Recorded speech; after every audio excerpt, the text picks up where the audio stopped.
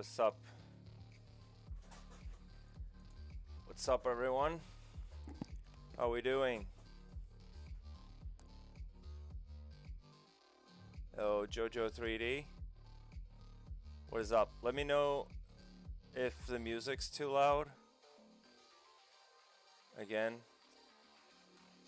I can adjust it here.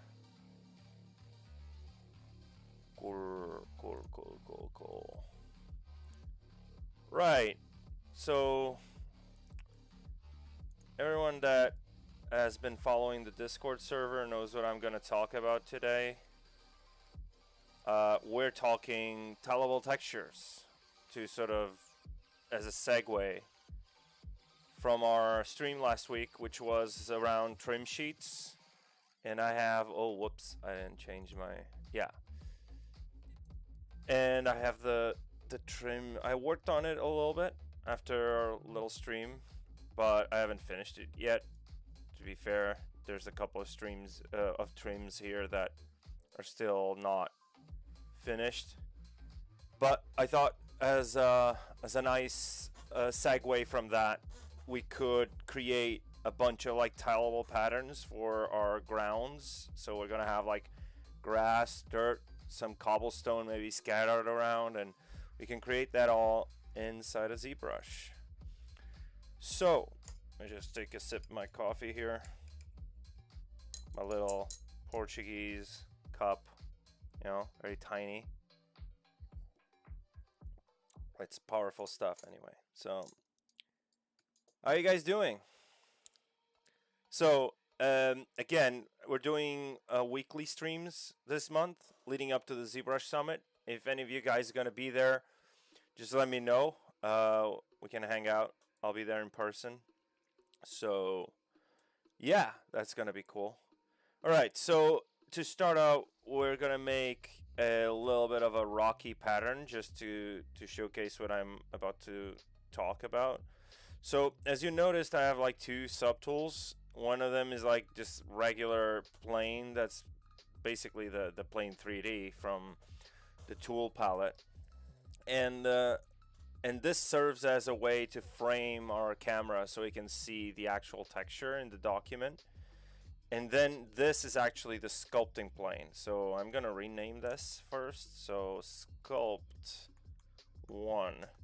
We're going to do this via the wrap mode, but we're not going to use just that. For example, for the cobblestones and stuff like that, we're going to use a mix of this sort of technique with some array mesh as well. So this one serves to frame. So if I turn on transparency mode, you can see there's a little bit offset.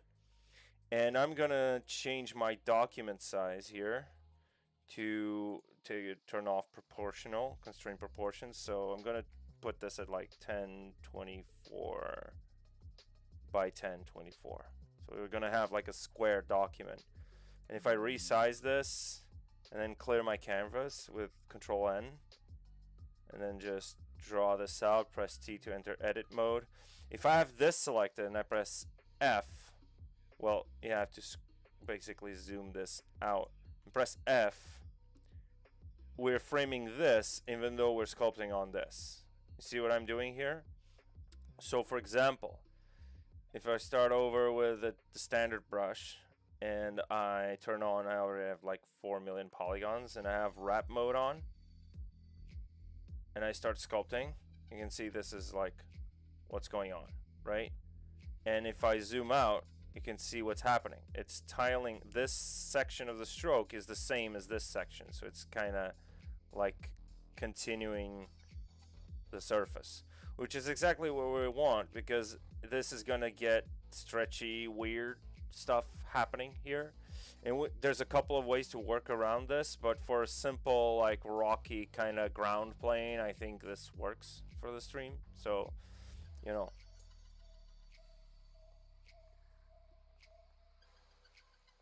cool. Right, so let me try to do some cobblestone here for you guys. So a cool, neat little feature is that I can start setting up a noise. So I always start up by setting up a noise so I know the amount of like granularity that I want. on this.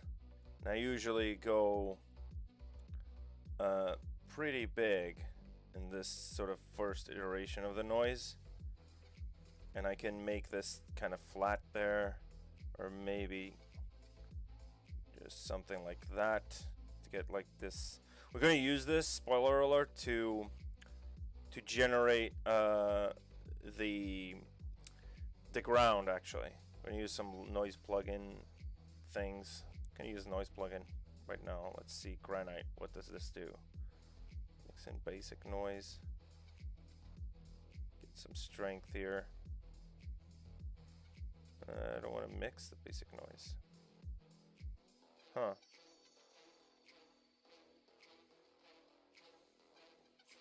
There we go. Get the basic noise and some granite, which I'm not sure I really like this. Let me see.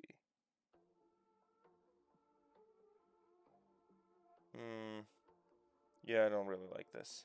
Let me just switch this up a little bit. Get this curve here working. And get this done over there.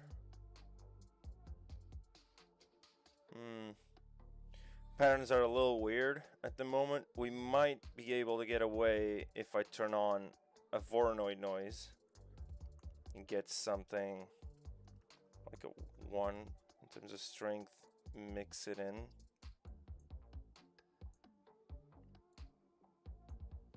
Let's see if I can get this to work.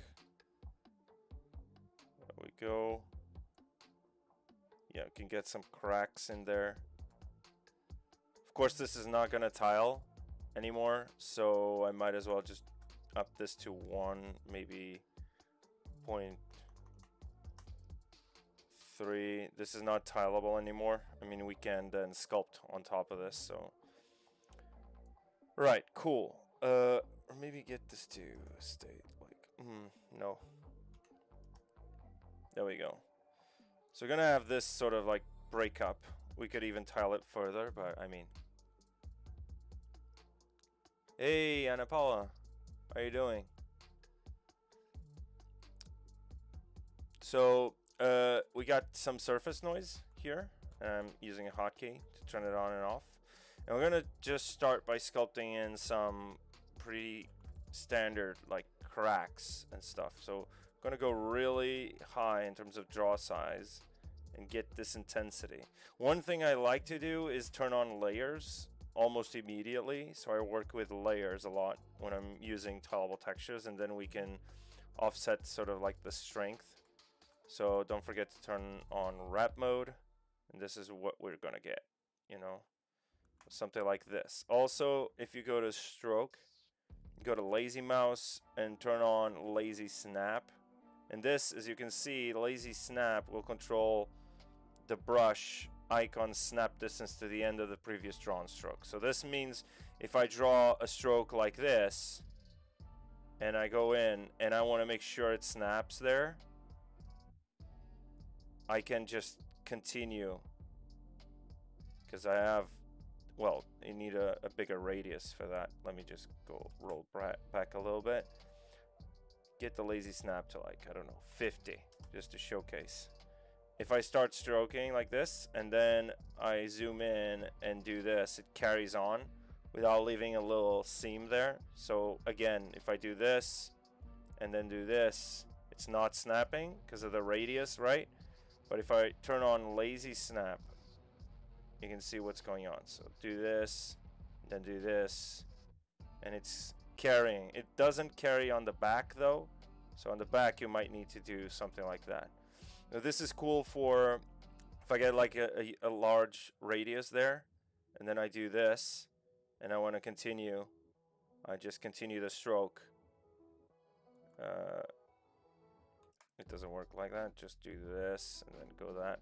So yeah, we can do some cool stuff with lazy mouse, especially with this brush. I like it a lot. So let me just get, whoops, the layer.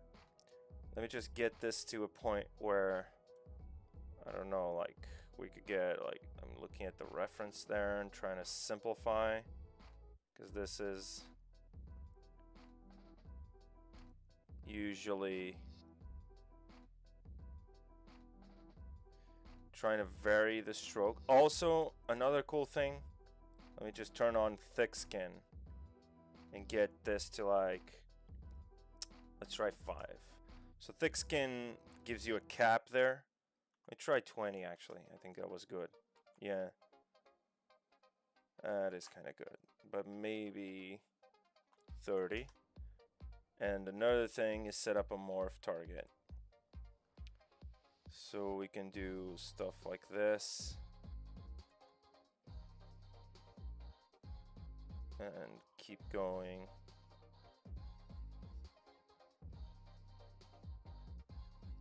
And keep going. And now we can even do a little bit of a straighter kind of stroke here. Maybe I don't like this. So we can do pressing shift and holding. That was too strong.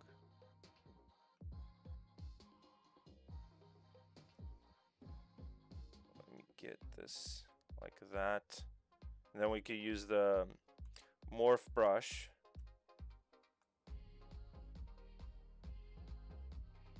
to erase some imperfections there. But again, the point of this method is to be a little bit more free than using the array kind of workflow. So we want to do maybe something like this, maybe not that, but something like that. Here's what the snap is important, because I missed that target over there. So I don't know, let's do this.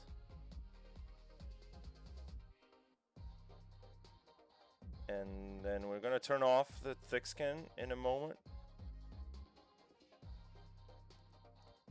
Right? And then go over like that. And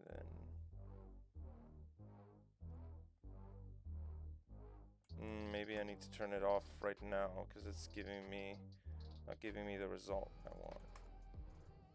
So let's do a little bit of a stroke here, a little bit of a stroke there. Right. Just, I think lazy mouse is too, the radius is just too big.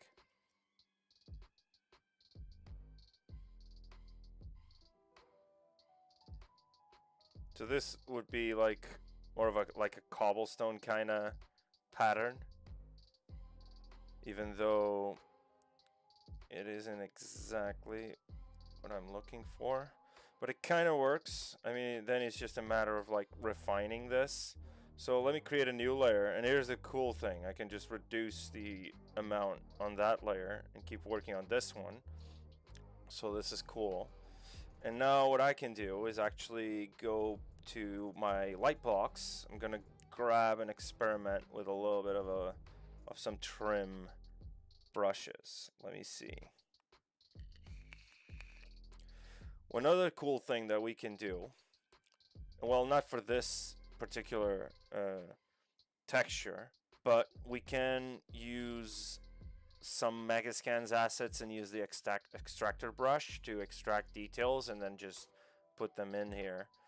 So I don't know if I can make it to that point today, but if not, next week it will be the last stream before the summit, so just join us there. Let me try something like the trim smooth border.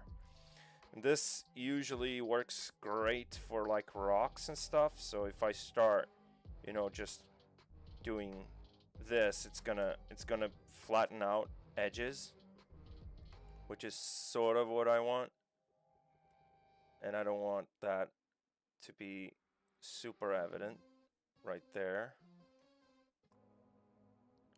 So let me try to break this down and get some cool looking variations here, because it looks too flat. Whoops. And here's the cool thing. If I go to the next subtool, let me turn off transparency and then just press F a couple of times. This is our texture at the moment, right? So this is going to be the actual tiling texture that we're doing. And this is the current sculpt. So keeping that in mind, if I want to start detailing, I don't want to detail everything, because not everything is going to be necessarily seen unless I'm using wrap mode. So if I'm using surface noise and stuff like that that doesn't really tile properly, I want to go over again with some wrap mode magic and make sure that it is tiling properly. So let me just grab this kind of detail here. Let me just flatten this little edge there. Here's what I usually do in this scenario. I start splitting this. But that's because I'm a little bit more technically minded.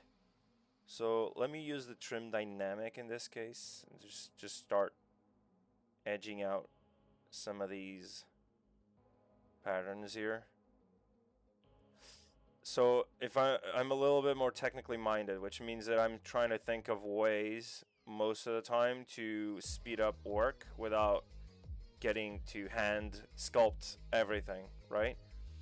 So that means essentially that a workflow like the array mesh kind of workflow, or a less destructive workflow, let's say, for me is like, it's my pet peeve, let's say. I always try to do more procedural stuff, and not procedural, but like less handcrafted stuff, which seems like a contradiction because it's ZBrush, right? But ZBrush still has a lot of tools that allow you to. One other thing that I forgot, wrap mode for the trim dynamic. So if I start going like this, it's gonna come through on the other side. So I could start sculpting this here. I can even go to this layer here and duplicate this layer to enhance that sculpt, right? And then go over here and turn on recording and intensity, and turn on recording. And now I'm working with doubled intensity, which is something more akin to what I want. So here's the beauty of working with layers. I decided that that was too soft, that detailing on the first section. Just duplicate that layer, and that's twice the displacement, right? So here's the thing. We're still gonna go through some of these anyway. Let me just break this up. We can do a little bit of a curve there. Just make it look like it's rocks. And we can even create like some variations to this really quickly, like with grass pouring out or dirt, which is a cool thing to think about. Like how many, you just make the base. It's sort of like Substance Designer, but by hand, right? You're just making different variations, so it takes a little longer because it's, well, by hand, right? Here's some more sculpting fun. I really like sculpting, don't get me wrong, right? It's just that if I have to make, usually as an environment artist, well, usually it depends on the studio, right? But if you're in a smaller studio that an environment artist also makes the textures, and not like a huge AAA studio that has like texture artists. But if you're an environment artist working in a smaller studio, usually you do your own textures and then you apply them and you make the trims. And well, the trim sheets usually is an environment artist, but and you have to make, let's say, like what, 5 in a week, depending on the deadline. So if you can speed that up, why not, right? All right, so here's the cool thing now, to add more breakup variation. It's not going to be tileable though, but let's create another layer, and this I'm going to name this. I'm going to call this noise 1. Let's just name our layers real quick. This is going to be sculpt 1, and these are going to be pattern 2, and this is pattern 1.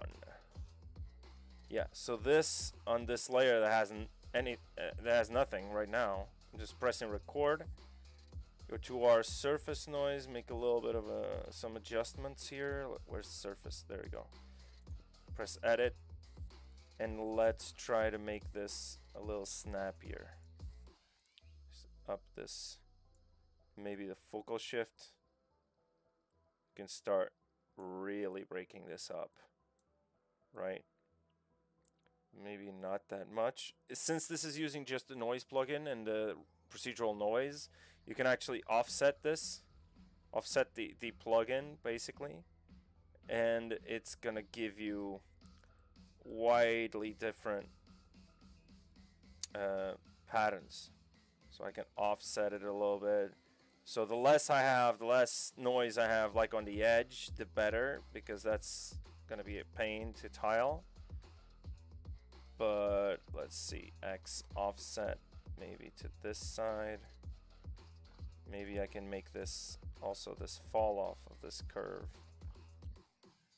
Well, not that much. Yeah, forget about it. We can even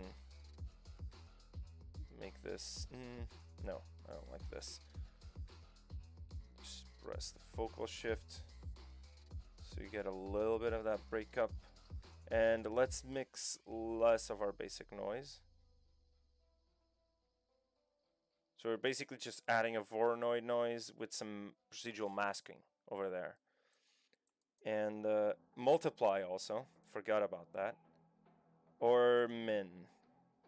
Either one of those kind of works. It's either min or multiply. So the surface noise only gets applied to the minimum section. So inside where the Voronoi noise, you have to think of this as a sort of like two black and white images, and then this is like your Photoshop blending modes, let's say.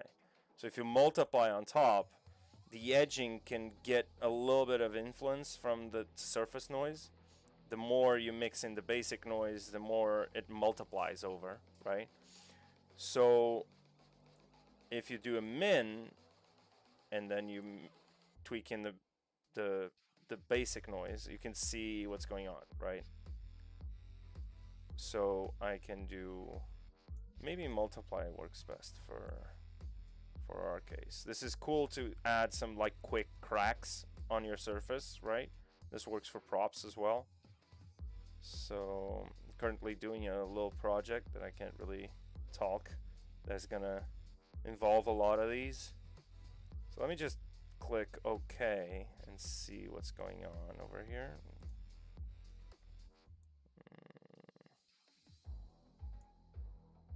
There we go. Maybe the focal shift and mix some basic noise here. And we can even rotate the Voronoi angle. I don't like this angle. Can rotate it around like that, and then offset it a little bit more, so you get some of that.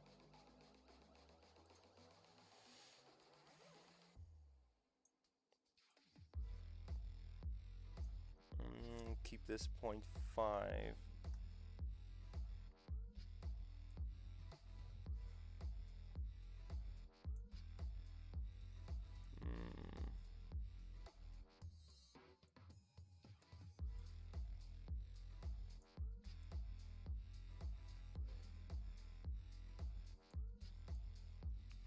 trying to find a better kind of noise here.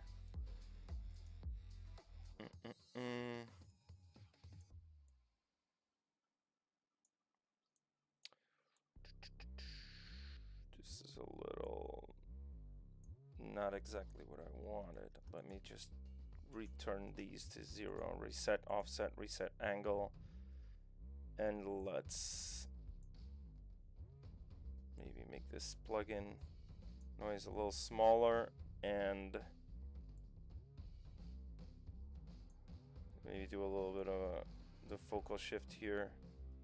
Could be something like this, right? This kind of works better. And then we can sculpt on top of this. So now if I apply the mesh, it gets, well, maybe a little bit stronger. I want this a little stronger. I apply the mesh and then turn off record mode, and I can tweak the amount of that noise. But for now, this kind of works. And then I add another layer, and I'm going to call it Sculpt 2. 2? Yeah, Sculpt 2. Sculpt 2.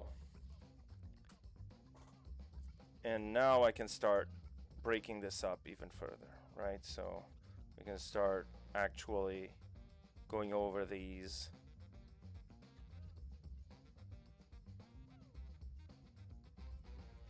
And doing some smaller cracks maybe. Whoops.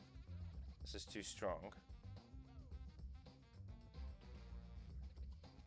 And keep.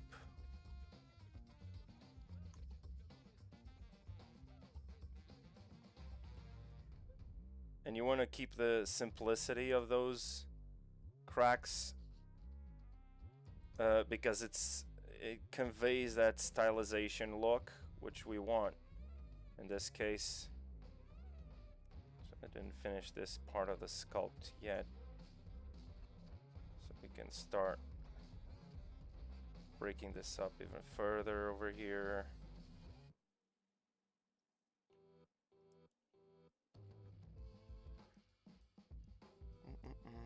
There's some nice tutorials on this because this is not a like an unknown technique, like some secret ZBrush voodoo stuff, you know. So there are a lot of tutorials on this online. It's just it's not as common to find them in comparison to like something like character art stuff. Again, because it's environment art, it's more of a niche thing online for some reason. And here it is. And here's what we could start doing just to start previewing our little work here. So let's say I want to add a layer of dirt, right? So let me just insert another plane 3D. And let's see where this plane is. Yeah, something like there. I want to scale it up. And I want this to be divided without the smooth. So let me divide this by like till 1 million or something. And then apply just some basic noise for now. Something like that. And maybe I could even get some textures from my Megascans library. I do this all the time.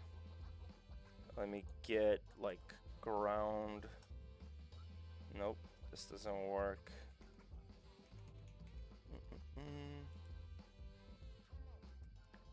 Gravel. This might work actually. Let's see. Right, let's multiply up the strength a little bit and the alpha scale. Mix in the basic noise. Maybe do a minimum. We want some surface noise on the minimum sections of the texture. And let's just reset this just to be sure it kind of works. So there it is. And we want this to be multiply it over. Maybe let's tile this a lot.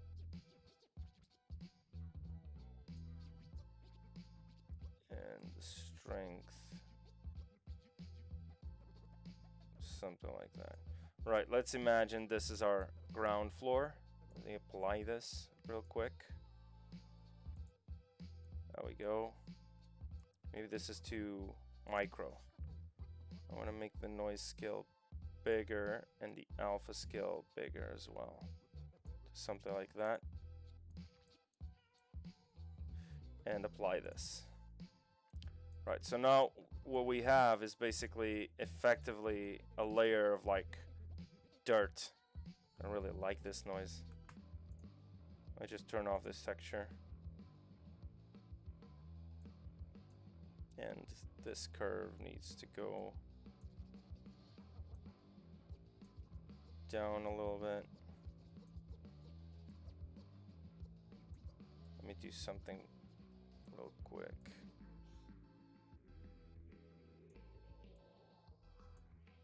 Yeah, there we go. Add strength and apply. And now effectively we have some like grass pouring in through the crevices, and we can even start sculpting on this.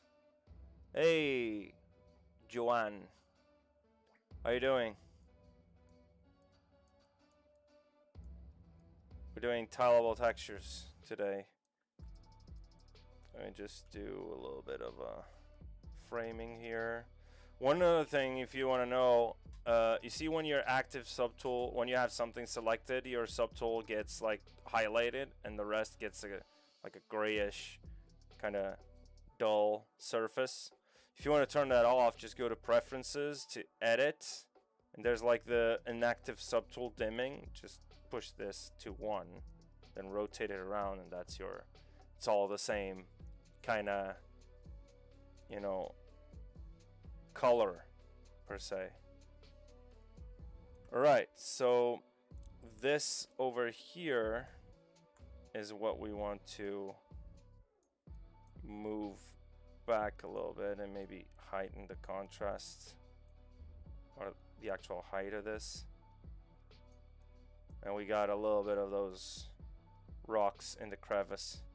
I mean, this still doesn't work because the actual sculpt is still a little off, but you know, we can still keep working on this. We could even start by using some of these to emphasize those cuts over there. Whoops. These are just orb brushes, nothing really special. Let's do wrap mode, making sure wrap mode is on. And frame back to our texture.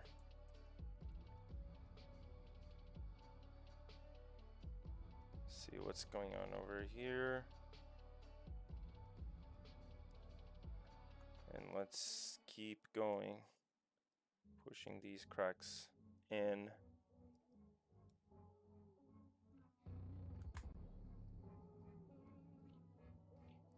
Just sculpting in some extra kind of details over there. Or maybe we can start building this up a little bit. So just gonna actually do like color spray. Just gonna do something like this, right? But we wanna, first of all, it's wrap mode on. So we just wanna move, offset these things a little bit, and then go over with the trim dynamic and just start flattening out some sections to make it look more like it's not a flat kind of cobblestone. Yeah, so the seamless section is the wrap mode, which is in brush and curve. And there's a wrap mode button here.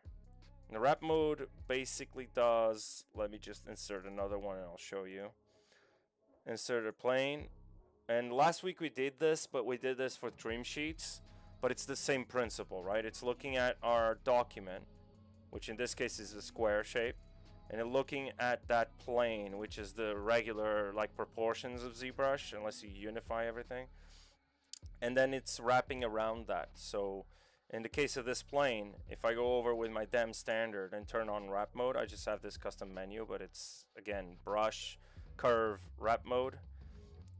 If you turn this on, let's divide this a bunch of times, and I start sculpting. Well, it should be happening. Oh, there you go.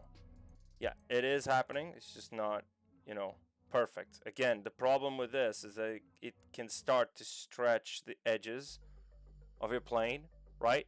And this already makes it not tileable.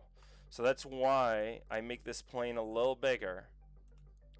And then I have a plane that's set to that dimension on the back.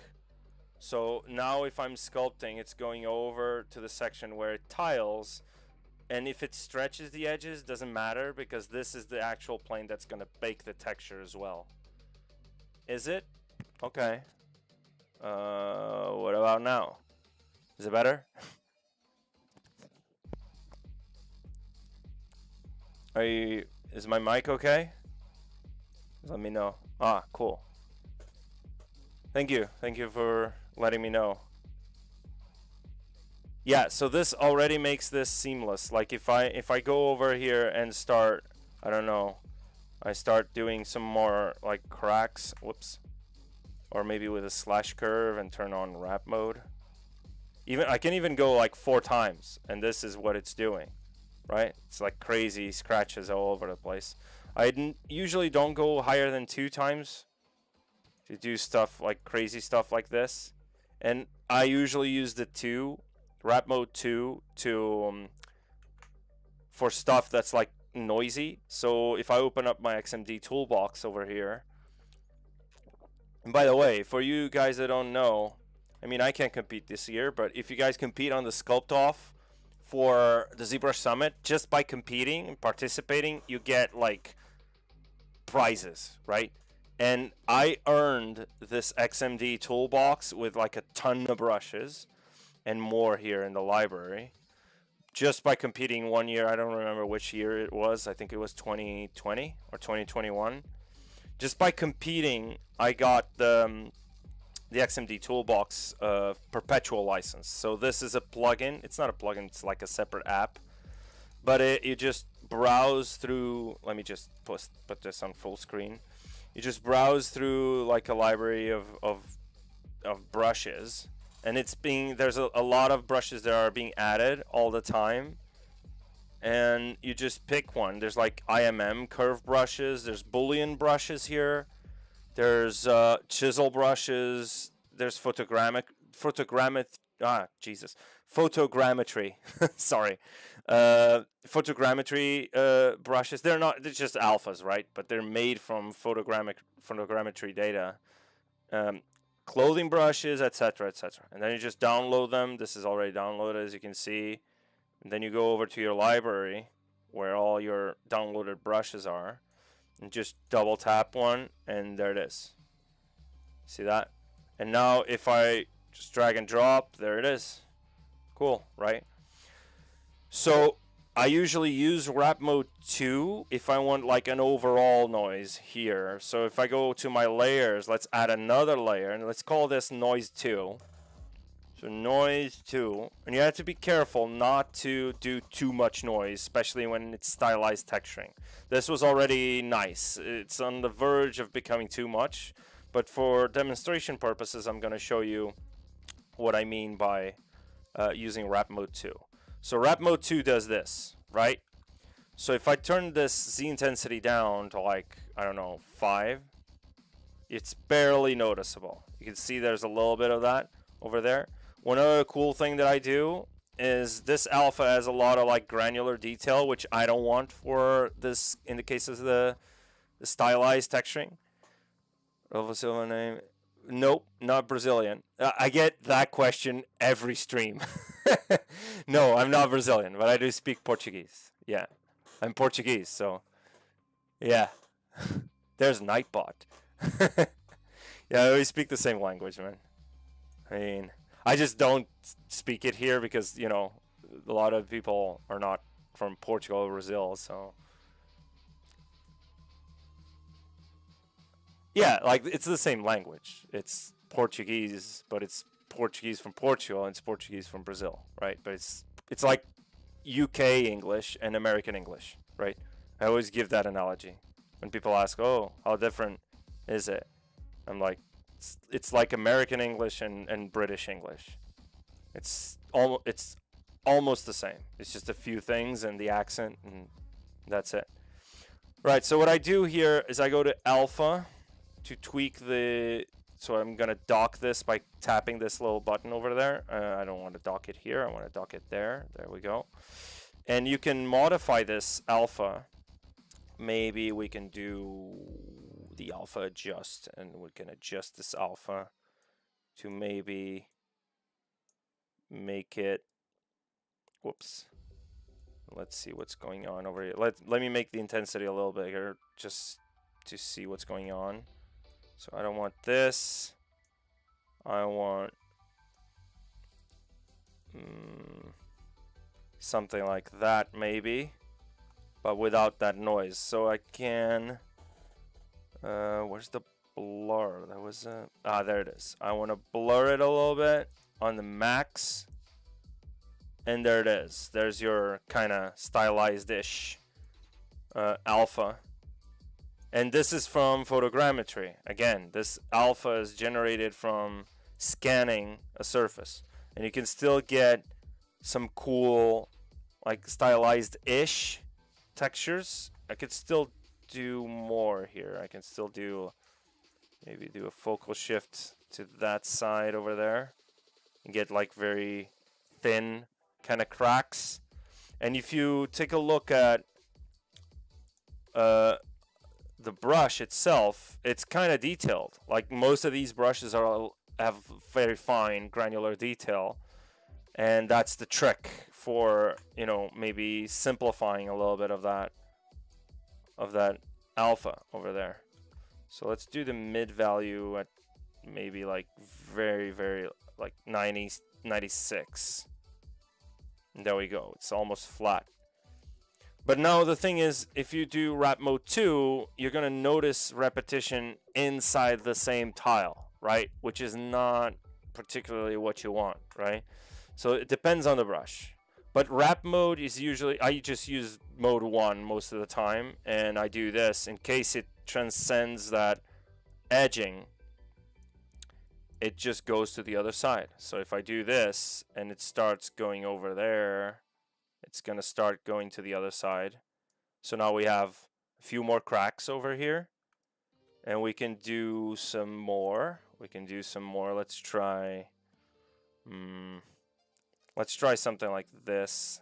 This is from the damage kit, so there's a lot of detail over here.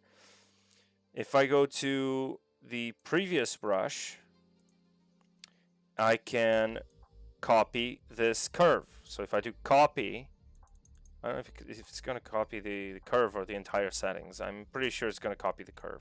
And then I go to the latest brush that I just imported and paste this. And let me just turn this up to the blur a little bit and max anti-aliased alpha. And this is too noisy. Nope, don't like this brush. Well, I do like it, but not for this particular. Let's try this one. Okay, cool. Maybe a little bit too noisy still. Let's try something a little more simple, like this. There we go. And now we can paste this again, and we get little cracks over there.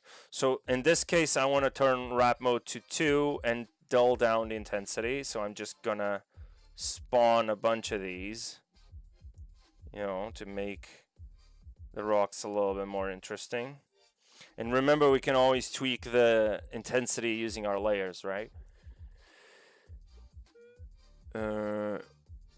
Yeah, the accent.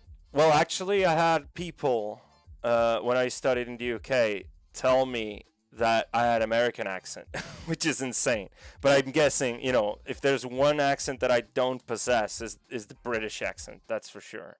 You know, so they all thought I was American, which is, you know, funny because I'm not even a native speaking. I'm not even a native speaker. So, whoa, that's insane. Let me just.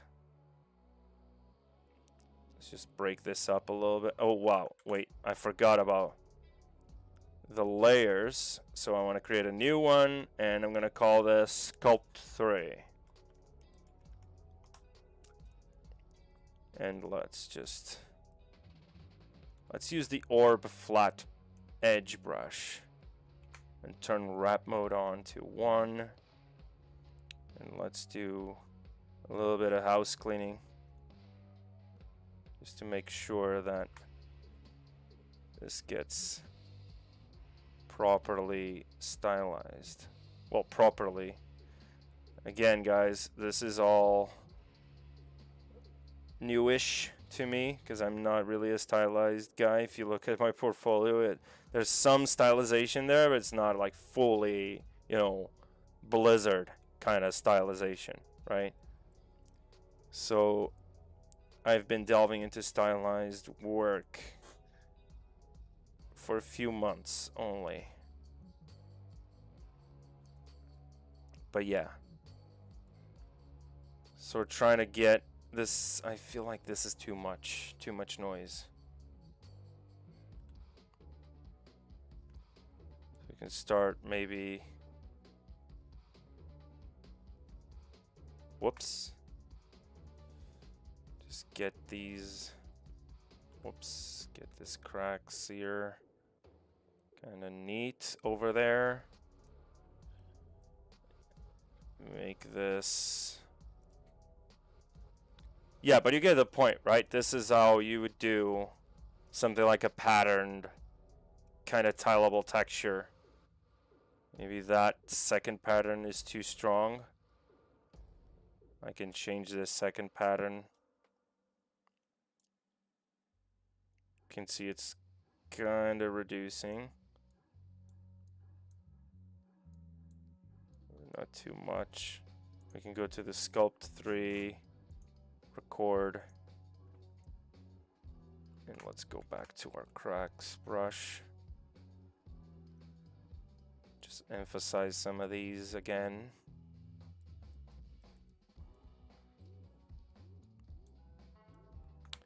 And get some more trim dynamic action.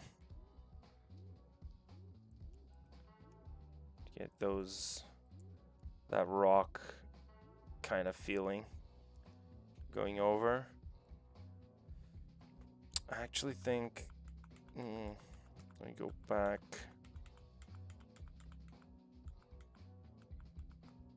Go back to a point where like this was happening. Yeah, so now we can start actually using this layer to sculpt some cracks over here. So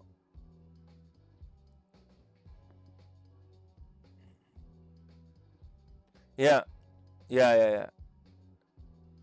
True. Like, yeah, if you live abroad enough time, it just goes away, right? And then you're accused of having accent by the people from abroad and by your fellow compatriots, let's say. So, yeah, I know a few Portuguese immigrants that are, you know, let's say accused of having like, well, it happens all the time in Portugal. Like the immigrants get accused of like, oh, they have like this, they're accused of having like fake French or British accent or whatever, when it's not actually fake. It's just hard to combine and balance those two things out. And then they get accused of the same thing by the country they're from, right? So, I mean, I get it. But I get asked that question all the time on stream. Maybe this doesn't really... Yeah, so this is kind of what we want in the pseudo stylized. Let's do some slash curves, but you want to do like stuff and keep working on this for a generous amount of time.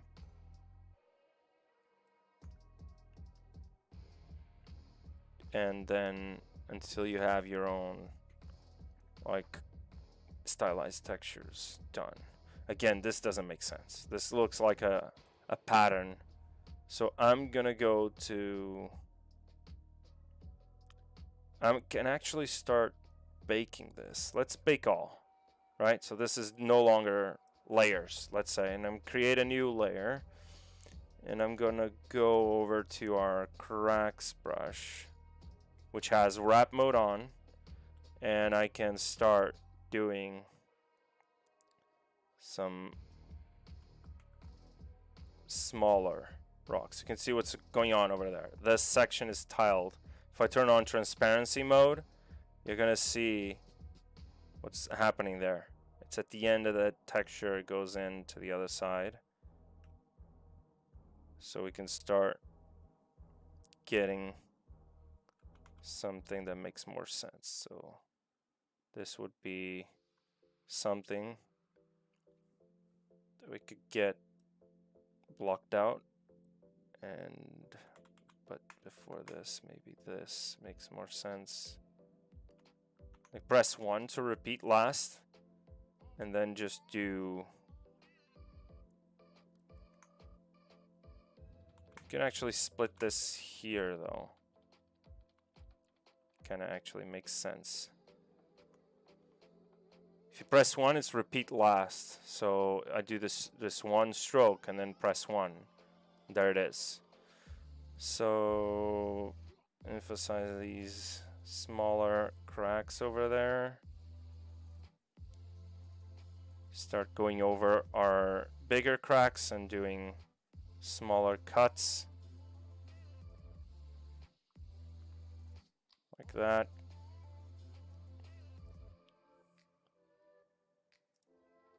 Cool. This is already tileable. It's using wrap mode, so it is tileable. See that section over there? Goes over there. This goes over there. I can show you real quick. Like if you, well, actually can't because this isn't watertight. If I use the same workflow that we did last week for the trim sheets, that I'm using watertight meshes, and then at the end I could do like a live boolean using this square mesh, and then just use that live boolean mesh to test out the tileableness, right, to the side or something. But yeah, this is tileable. Like if you're using wrap mode, this is what happens. You see, look here and there. If I do this, it's drawing, it's going from one side to the other, right? If I do like a continuous stroke, it's gonna tile perfectly, right? So I'm just emphasizing some details right now. Yeah, but this is the base for the first method, let's say. Let's do a stone wall. Let's do something that's closer to what we were doing last week, but not using just this method. I use a bunch of those. So, and I'm just gonna create that here. So in this sense, I want to insert like a cube or whatever, and then just change this to a polycube because I prefer that one, has no poles, and just scale this down to like 25, and then maybe double this amount, and then reduce it to like half. Now we have one. Let me just hide this other like sculpting plane, and we're gonna use array mesh to start. We're not gonna do everything in array mesh. Yeah, so yeah, I did this on, well, not just the beginning, I did this twice today, and then last week, the stream last week goes over wrap mode a little bit as well on like watertight meshes, not just a plane, you know. So if you go to last week's stream, there's also some cool, neat little features there for trim sheets. Yeah, but the wrap mode thing has been in ZBrush since like forever. Since I started playing around with ZBrush and I was too scared to keep going. It's like way back in the day. First time I watched stuff from ZBrush. So there was already talks on magazines and stuff like that of like wrap mode in ZBrush to create the tileable textures, because at the time there was no substance, there was no, you know.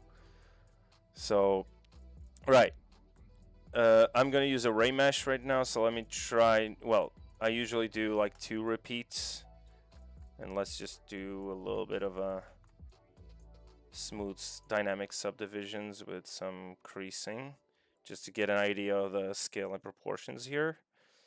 And I'm gonna move this exactly 1, so it goes there, right? Because you want to make this tileable, right? So what we can do now, we can actually just do the bottom section. We just do 1 to the top as well. And now we can start appending anew and going in the Y1.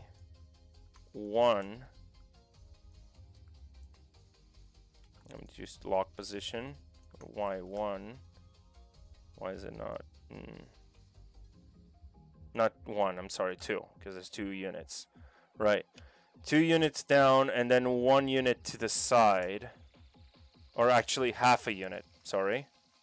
So it does this, right? And now we want to append anew, and we're going to do the whole like from side to side thing. And then we can probably tweak that. So I'm going to repeat this 3 times. And this is going to be 6. Not actually 6, I'm sorry, 3. And since it's 3, let's do 4, and then we can just delete the other one.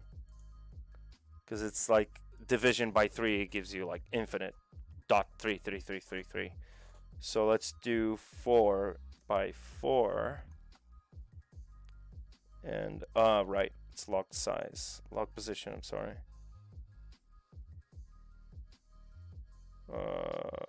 There we go. It's 3.2 or something. Yeah, 3.25 probably. No, I just 3.2. So you're almost getting that tileable texture, that tileableness, like it's almost tileable over here. So I can just push this a little bit to the front, or maybe scale this actually. Yeah, but it's not working properly because of this. 0.5, 0.2. There we go. Well, we can tweak that later anyway. So if there's like one of them that's gonna, this is gonna be more like, it's not gonna be like perfect, perfect stone wall. If it is, we would probably need to do some math over here. But so let's append and do how many rows of this. I'm gonna say, I'm gonna say probably 4. Let's try, actually 5. Let's try 5. So Y5. Yeah, and you can see that the end of this from the top is the beginning here. The same thing goes across. Just this single one that is not exactly tileable, but the rest is fine. But we can make that differently. All right, so this is a stone wall. Pretty straightforward, right? Let me just scale this down a tad. And on the second transform, the one that we do just a single tile, we're going to mirror on the Z because we want to have that sort of variation over there. And now I can start doing some very basic sculpting over here. So I can start, for example, doing my trim dynamic. Actually, let's do this very neatly. Just very small little details over there. because this is, again, to make this wrappable. In our wrap mode, we need then to duplicate this brick, let's say, and bring it over to the other side. We're gonna do stuff like this, maybe the same thing on the other side as well. Whoops. Just a very simple trim dynamic. Whoops. Very, very simple. Just trim dynamic those edges and just go, whoops, and do the thingy. So it has to be like very tight and simple, otherwise it's gonna be noticeable, the repetition. It's already a little bit noticeable, but it's fine as it is at the moment. So I would just bake it like it was a model or something like that. I would just export this as its own like high poly, and then that plane that's inside there will be my low poly, and I bake it in Substance, and I get like the set of textures, like the, you know, the mesh maps. So normal maps, you get curvature, ambient occlusion, all of that, and then you just texture it in something like Substance or yeah. That would be how I would make this a 2D texture. It's a bake, basically. You can do baking in ZBrush, but if you're going to texture in something like Substance, then why bother? Just bake it in Substance, right? Or something even more powerful like Marmoset or something in terms of baking.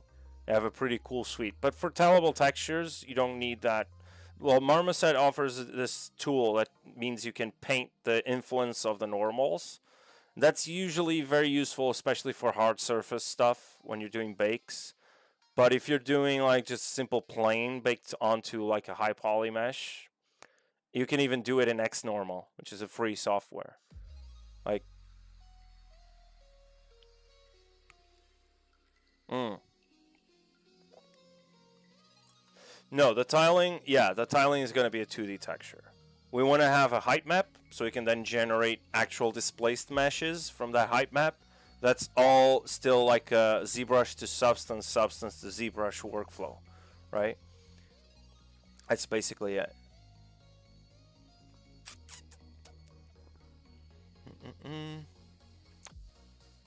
I mean, I hope I made that clear. I'm going to try to show you guys that possibly next week or next month. The whole like ZBrush to Substance, Substance to ZBrush workflow to displace meshes and stuff like that. I could even try it. I have a little example here actually that I've been working on. I can show you guys. Let me just load that other tool up. So if you remember from our little section here with all our meshes, I got to model a section of like a staircase, like a rocky staircase, right? So what I then decided was to create another separate tool, use that array to make this pattern over here, and then using wrap mode, I created a tileable texture of the staircase, like the stairing section, right? So I did this sort of the same workflow, right? With wrap mode, I just made this is watertight actually, but this is, as you can see, it's still, I don't know if I actually merge these. Let's try and see. Yeah, so you can see it's just that step, just the front section, because I don't need the rest, right? So the front section is that stepping, which is this, right? It's that same step, but, you know, it's arrayed in a way. Then it's live boolean here, which is not necessary, but, you know. And then I just tweaked this using wrap mode with a few brushes, right? To make it perfectly tileable from one side to the other. And then one of the things that you can do is you bring in a very simple mesh, like this. Whoops, cancel. This is actually, well, this is already displaced, but if I brought in like a very simple, I don't know, like a plane. Let's do it on a plane, okay? Let's do it on a plane. So if I go plane 3D, make polymesh 3D. Let's see if this has UVs. I think it doesn't though. No, it does. Okay, so there's UVs, right? So it has UV. So if I go to displacement map and I bring in that displacement, one thing that you have to keep in mind when bringing in displacements is you have to flip it vertically, okay, in Photoshop. So if you bake something in Substance and then bring it over to ZBrush, be sure to flip it over, because the UVs in ZBrush are flipped on the y-axis, on the V coordinate actually, like the up and down. So it's the same for the X on the UV, but the Y is flipped over in ZBrush. So you, in order for it to work and then match the mesh, actually matching the texture in something like Substance or Unreal, you'd have to flip it over in ZBrush just to apply it in ZBrush, okay? So you go over here, let me see. I have it over here, I think. Rock, wrap, secret, no, not this one. I don't remember where I had it, sorry. Let me see if I could check it out real quick. If I don't, I promise I'll show you this workflow next week. This was actually in the plans for next week. But let me see. So if I go over to textures, where did I put that? There we go. Yeah, there we go. So this is it's in source. I created a Maya project for that. It's in a source images. Yeah, so you see here, this is like your displacement flipped over, right?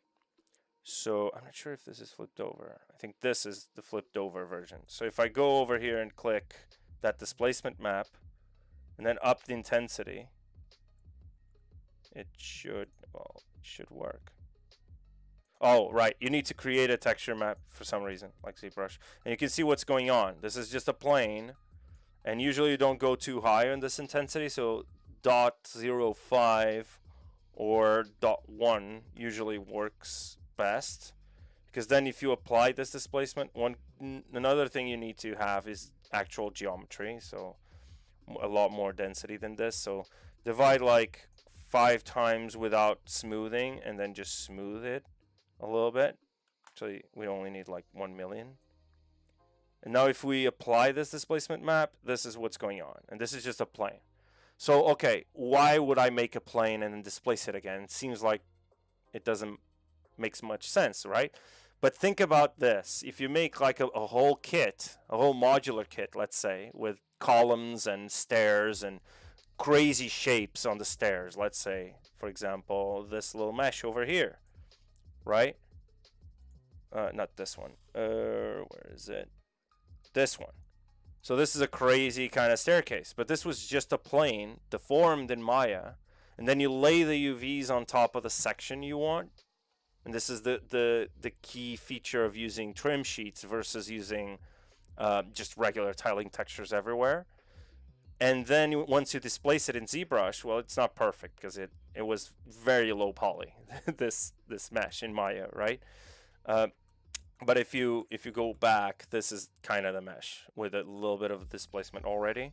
But you can see how simple it was coming from Maya, with the UVs all like straight, right? And once you displace it, you get the details with UVs that match the base color, the roughness, the metal maps, the ambient occlusion from your substance file, right? So now you get crazy designs, and you can texture it all at once just by texturing a single texture, right? So you make one tileable texture, and you can texture like an array of meshes with that single tileable texture. All right, and you can hide the repetition. Let's say if your tileable texture is spot on, you know, like if it's not noticeable, the tiling, then you can get away with a lot of this stuff. And this is, I can tell you right now that this is a common workflow in AAA games, right?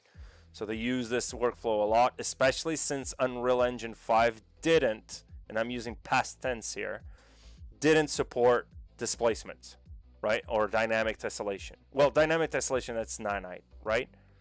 But they just released 5.3 in Unreal, and they used to not, well, Unreal Engine 4 had displacement, like on the material editor, and dynamic tessellation, but then they took it out because of nanite. why would you use that with nanite? But then they figured out that there's a lot of like workflows that are built into using displacement to actually displace geometry in the engine. So they brought it back. But before that, this is your nanite mesh. So you have like 2 million or maybe more. You have like 6 million. And it has UVs again. So what you would do to bring it into something like Unreal, if you don't want it to be like a nanite mesh, you would go to Z plugin. Let me just duplicate this so I don't destroy this example. Whoops, I deleted. Oh, sorry. Whoops. Pressed the wrong button there and the warning was turned off. So I'm just gonna reload this later. Doesn't matter. Let me just show you on this other plane here. So this has UVs, right? This has UVs, it's displaced, it's great, looks beautiful, you know, not, but whatever. Go to Z plugin, decimation master, press this keep UVs, right? And then pre-process, and then you can tell it, okay, I want this mesh to be, let's say your lead or your art director gives you like the optimization documentation for the project, and it says, okay, the modular kits can have like a max of 10,000 polygons, 10,000 triangles actually. And decimation master is a triangulation process, so you can come over here and say I want 10,000, decimate current, and there it is. And you still have UVs. So if I morph this, you can still see that there's some UVs there. See that?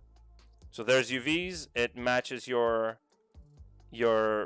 texture perfectly, and it's displaced. So this would be your kind of workflow before they reintroduced displacement in Unreal. I'm guessing there are a lot of people that are still going to use this workflow. I know they use this a ton in AAA games, especially open world games with a lot of like organic shapes and stuff like that. But yeah, so back to our little texture here. And now I actually don't need the document to be like this, but you know, so I can go over here and press F, and this is our tileable texture. You can see that there's going to be a little seam there. So what we can do is start breaking this up. So this is still an array, right? So I'm going to make the first array. Oh, where's the array mesh?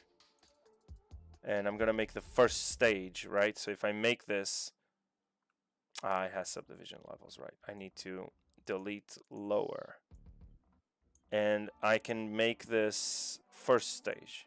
And you can see now that there's going to be like 200K times 2, then times 4, then times 5. So there's going to be a lot of polygons here. So times 2, it's going to be 400K.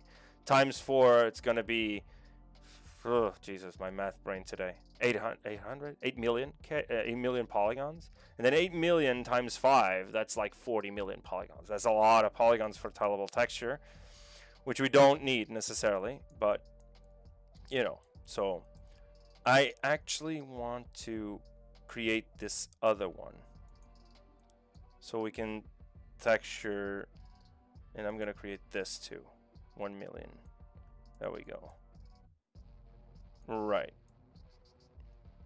Yeah, my math brain is on the fritz today. It's not 40 million. Jesus. Forgive me. So let me just do an auto groups, run it here.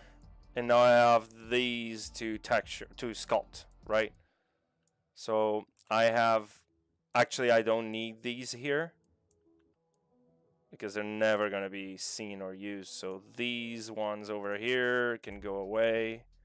I'm going to keep these because they might be used for the tiling purposes.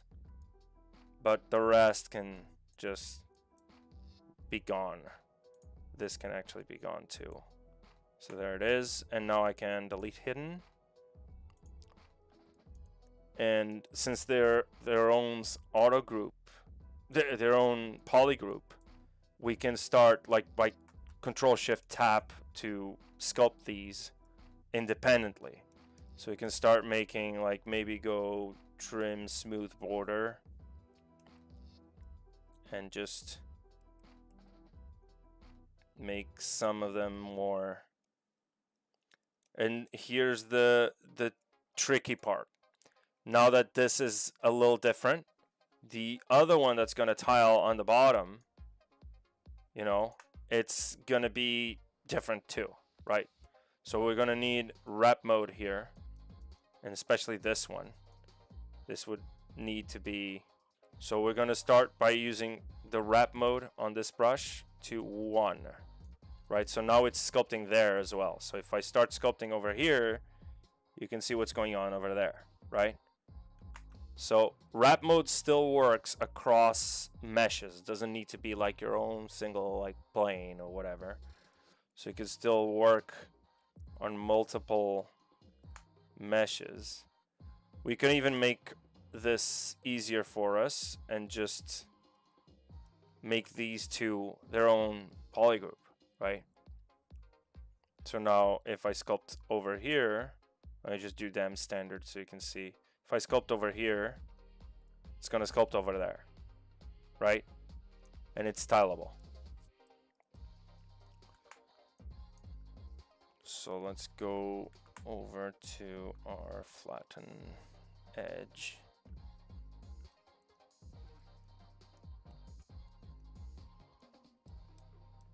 And one of the cool things we can do to start, you know, really chipping away at this, let's lock, first of all, let's just lock position and lock size, because I don't want to change too much. Like when I change this mesh, like here's the cool thing. If we don't have lock size on and you start moving the mesh, the size of this whole mesh that's being arrayed, it's going to change, right? So that means the array offsets are going to change as well. So if I change this, start moving, you can see that there's a gap there. If I don't want that gap, I can lock the size so it's always looking at this size regardless if I change this or not. So this is cool for you to make like some variations on the gaps, for example. You know, maybe I can turn on topological here, go to brush, auto masking, topological, and now I can start making some variations to this offset, just offsetting the tiles a little bit. Could have done this after as well, doesn't really matter. The move topological needs wrap mode as well, because otherwise if I move this now, well, it's not actually working. Yeah, because it's topological. If I move here, it doesn't move there. But if I use the move brush and turn off topological, does it work? Yeah, it works. It's just because it's topological, so it's looking at this topology, not that one, regardless if you have wrap mode on or not. So, you know, but you can still just go over here and just move this. And now you get a little bit of a offset there. I don't want too much, so it's just to create enough variation. Another cool thing, just offset the bricks a little bit, just a tad, and we're gonna make some cool variations of this in a minute. This is still too clean though for my taste. This needs to be the same as that one. So just a few offsets. Again, this is still arrayed, so we can still break this up further after we actually make the array. And but at the moment we have this. And now let me just duplicate this for safekeeping, so I have a different variation of this. So now if I have, let's say I wanna make this model. Actually, this should be the brick. And now here, I'm going to roll it back. Before I made these meshes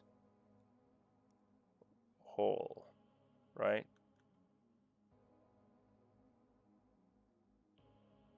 Something, yeah, it's right there. Yeah, cool. So let's hide the other one. I want to auto group this. Another cool thing you can do is just do some basic UVs on this. So I'm gonna go over, first of all, check if you have no subdivisions. Just do some quick UVs on this. So slice curve. There it is. Actually, go for auto groups first. Auto groups. And now slice it. Just so you get a front and back kind of UV. And the cool thing now is that, well, this is a little too heavy for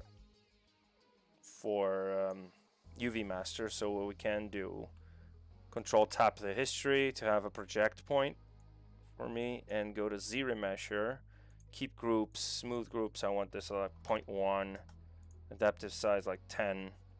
Doesn't really matter, it's gonna get projected anyway. And I want to ZRemesh this.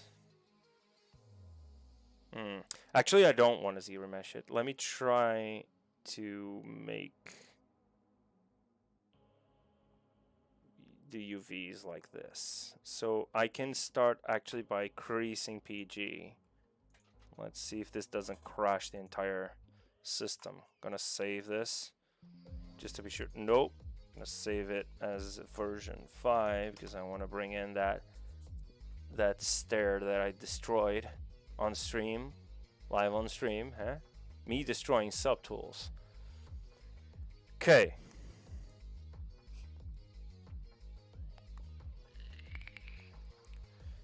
Yeah, this is probably, let me do crease PG, go to crease, unwrap. Let's see if this doesn't crash the entire stream. Fingers crossed.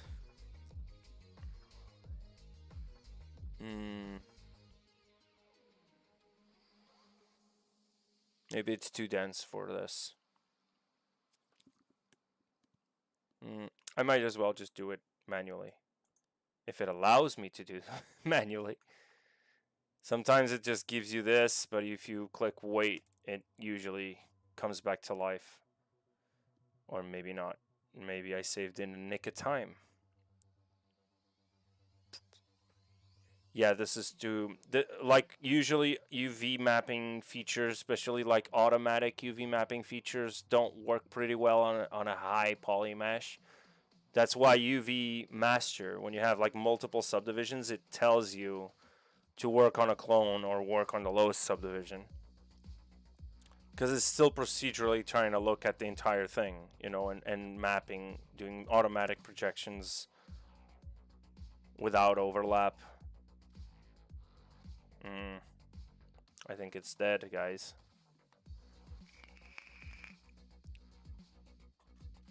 It might be dead. I mean, if it's dead, it's okay. Still, I can just reload. Yeah, I'm gonna just reload. I just open up ZBrush again. Yeah, but basically, I wanted a more of a like a rough kind of stone wall. So, no, I'm gonna. Oh, spoiler alert. I just file open. There it is. I saved in a nick of time. I had a feeling, you know. You start getting these feelings when you work a long time in ZBrush. You start getting these feelings. I need to save now because in 5 minutes something's gonna happen, you know. So yeah, maybe I'll just do it manually. Let me just do auto groups again. And I could even have Dynamesh, though. I can maybe do this. Dynamesh groups. And let's just pick a resolution. Dynamesh.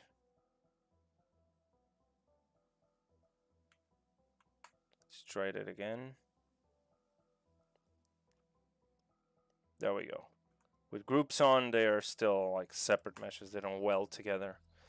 So I want to break this up actually. So I'm gonna do like some crazy, going crazy over here. I'm just going crazy with this mesh. Just want to break this up into like very, very, not thin, but very like irregular bricks. And same thing on the other side. So we can do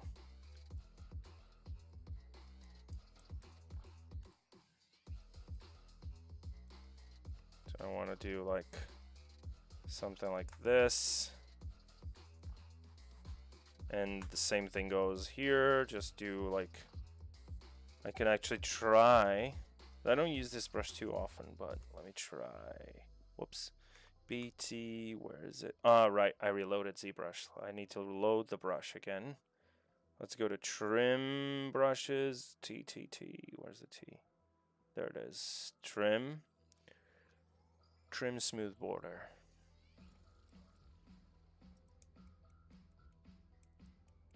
Just tapping away at this mesh. Just tapping. Tapping the mesh away. Same thing goes here. It's sort of like the mallet fast brush, but it's a little less crisp, let's say. It's a little less harsh when it comes to like frequency, like higher frequency details. That's exactly what we want. Right, so now I'll go to the regular trim dynamic. Just break this up a little bit more. Maybe break this. Cool. This is still a little off. And you're going to get those little sort of sections over there, especially if you do stuff like this. You're going to get like a wider.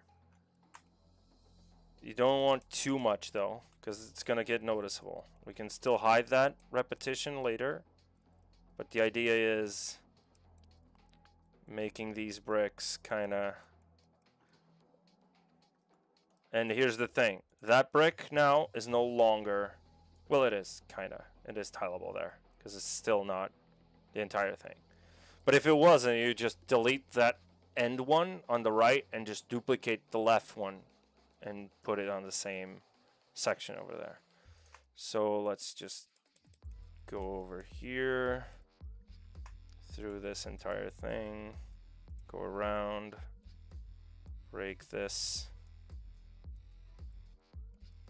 And I want to make this a little rougher than the other one because I want to show you guys how to do like brick and mortar, let's say, if you want something a little different. So something like this, and then here's another thing that I forgot. Array, and I want this 4 repeats, right? So I want these 4 repeats to rotate 100, actually 360, and then I want this Y profile to repeat the same amount of times as it repeats there. So tile to 4, and now you get like flipped over intermittently. You know, you get like, it's fairly hidden, like the tileableness, let's say. So if I go back, this is what we're getting, and you can see the repetition a little bit. It's still not too bad, but you can see it. But now, once you rotate this, if you rotate it on 360, it's going to do like a full rotation until the end. But then it's going to tile. Oh, why is it not working now? Jesus Christ. What the heck happened? So go over here, rotate it 360, and then do tiles. It's not doing. What the heck? Let's reset the curve. Huh, it's not letting me reset the curve. Something is wrong over here. Yeah, there we go. it's having its moments, you know. So now we have basically this one is looking that way, and the second one is looking that way. So we're getting that tileable sort of. Let me just grab this one, and I'm gonna sculpt just one side so you can see what's going on. I'm just gonna do this for this one side over here, and you're gonna see when this one is flipped over. So if I now press array mesh, you see what's happening? Oh, it's not working. Jesus. Oh, right, I know what it needs. It's 2, but now there's a serious issue over here. Right, because this is not side by side. Yeah, forget about it. Doesn't work. Doesn't work like I wanted. I actually want to do like, I could do like a mirror on the Z, but then I would have to do like 2 and then append a new, not append, I'm sorry, insert a new, and then do 2 again, and do the repetition to 2. Actually, not 2.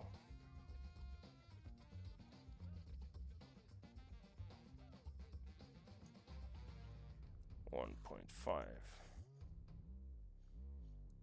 Yeah, this isn't gonna work. It's not gonna work because we're doing a zigzaggy pattern instead of like just a regular old. I mean, it doesn't matter. I could still sculpt 2 sides and then just flip it over. It's a beauty. It's just there's so many ways to do the same thing that at the end of the day, it's, if it doesn't work one way, just try it another way and it works, you know. So go over here, doing this, breaking up this edge over there, and let me just run a quick clay polish over here. So clay polish, a little bit of sharpness, a little bit of softness, clay, maybe more sharp. There we go. So now we get this sort of like weird wall over there, but we could still do some more tweaking after we do the array. So now if you look at our plane, let me just bring this subtool to the top and then just frame this. Alright, so this is almost tileable. It's tileable here, but this one is kinda not, because there's still a little bit of that section over there. You can see it's going out, and we're gonna fix that. So let's make the array. Make it array, and now let's do auto groups again. We can delete some of these like we did before. Like maybe these are fine. And we can actually delete this one as well. I'm gonna show you why. Delete, and now I can take this one and control drag to duplicate, and then shift to do 2 units duplication, like precisely. So it is gonna be perfectly symmetrical to the other side. Not symmetrical, but you can see where it's ending over here. So now this one, we need to move this. So BMV, actually BMN for like infinite depth. Just we can make a little bit of that. At the end of the day, we're gonna have some mortar over there, so it's fine. We get something like this, which now is tileable, right?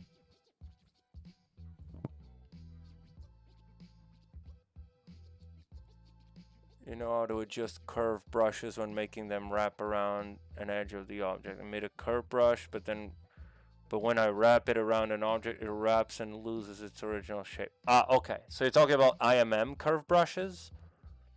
Or you're talking about like a chisel brush or something like that? Is it Scroll Reaper? Like, are you talking about IMM curve brushes? And if it's an IMM curve brush, you have to tweak the curve resolution in order for it to retain the shape a little bit better. Right. I have a little stream planned for that, just dealing with IMMs and curve brushes. So, but yeah, I can show you real quick. So if we go over here to, let's do like, I don't know, like a cylinder or whatever. I mean, it doesn't even need a cylinder. Let's actually just make, so basically you want something like, let's go Z modeler, go over here, polygroup, flat island, just polygroup this flat island over there. You want to frame a curve there, but then you want to retain its shape. So if we go to IMM, let's do, I don't know, there's a curve, a cool curve, IMM curve brush, IMM curve, the actual IMM curve.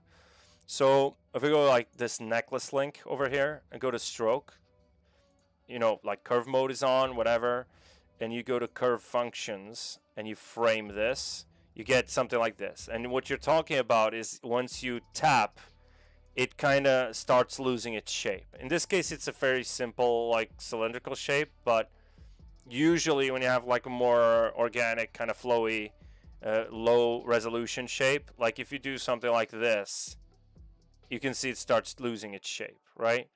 So what you can do for to compensate for this draw size, because if you do the draw size here with when the cursor is kind of, it's like red. When it's blue, it's a whole different issue, but when it's red, it's your actual, like the size of the IMM. And here's how IMM curve brushes work. You see those intermittent colors over there on the curve, like the red and dark colors, right? Anywhere there's interception, you can see it's highlighted in a red dot over there. It's where it will spawn one IMM brush. But if you have your draw size too big, the size of your mesh, of your IMM mesh, is too big to be spawned here, especially if you don't have like overlap on or stretching on or whatever. So when you tap, it's going to update the curve to have the amount of intersections that are required for the size that you set for your mesh. Is that clear? Right? If you want, I can repeat that. Just let me know if you have any questions. Okay, any further questions. But this is how it works. So what you can do to compensate for that draw size is you go over here to your brush tab. It's not on the stroke. It's on the brush. And once you go down to modifiers, you can see that this is a tripart mesh, which means that probably this initial section and that end section are going to be on the, so if I turn this on, you can see there's like an initial mesh and an end mesh, and then there's the middle part of that mesh that gets repeated. So this is a tripart IMM curve brush, right? So, but if you want to keep that shape or retain it a little better, you up this resolution, and then when you tap, it kind of retains the shape better. So it's experimentation, right? So if you go a little bit higher, start losing it. So you need to go way higher in your resolution. You're still gonna lose some because it's the amount of meshes that you want here. So the bigger your size, the less points that you're gonna have, because the less meshes can fit into your curve, right? So it's resizing the curve to have the points necessary for your mesh to fit on that shape, right?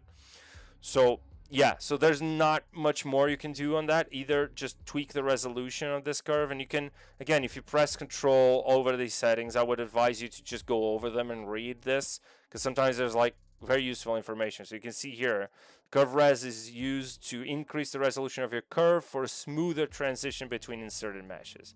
So it's basically how these meshes transition, which helps to retain the curve. You can see here, it's starting to lose, especially if you do, you know, if you do this. What I advise you is once you make this bigger, when you go lower, you don't tap again. you're gonna start losing it because it's smoothing the curve with the curve resolution. Every time you tap it, it's smoothing it, right? So yeah, so that's my advice. If you want to go like you do this, and then you want to do something smaller, just Control Z and then reduce and tap, right?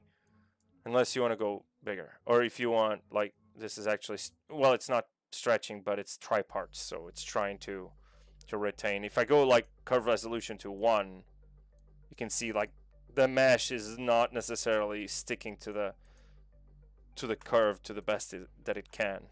So if I do something like this, you can see, it's starting to bend like the curve, right? So it's no big deal if you have a higher resolution on the curve and you have like this huge mesh over there, because it's still gonna follow that general direction, sorta, right?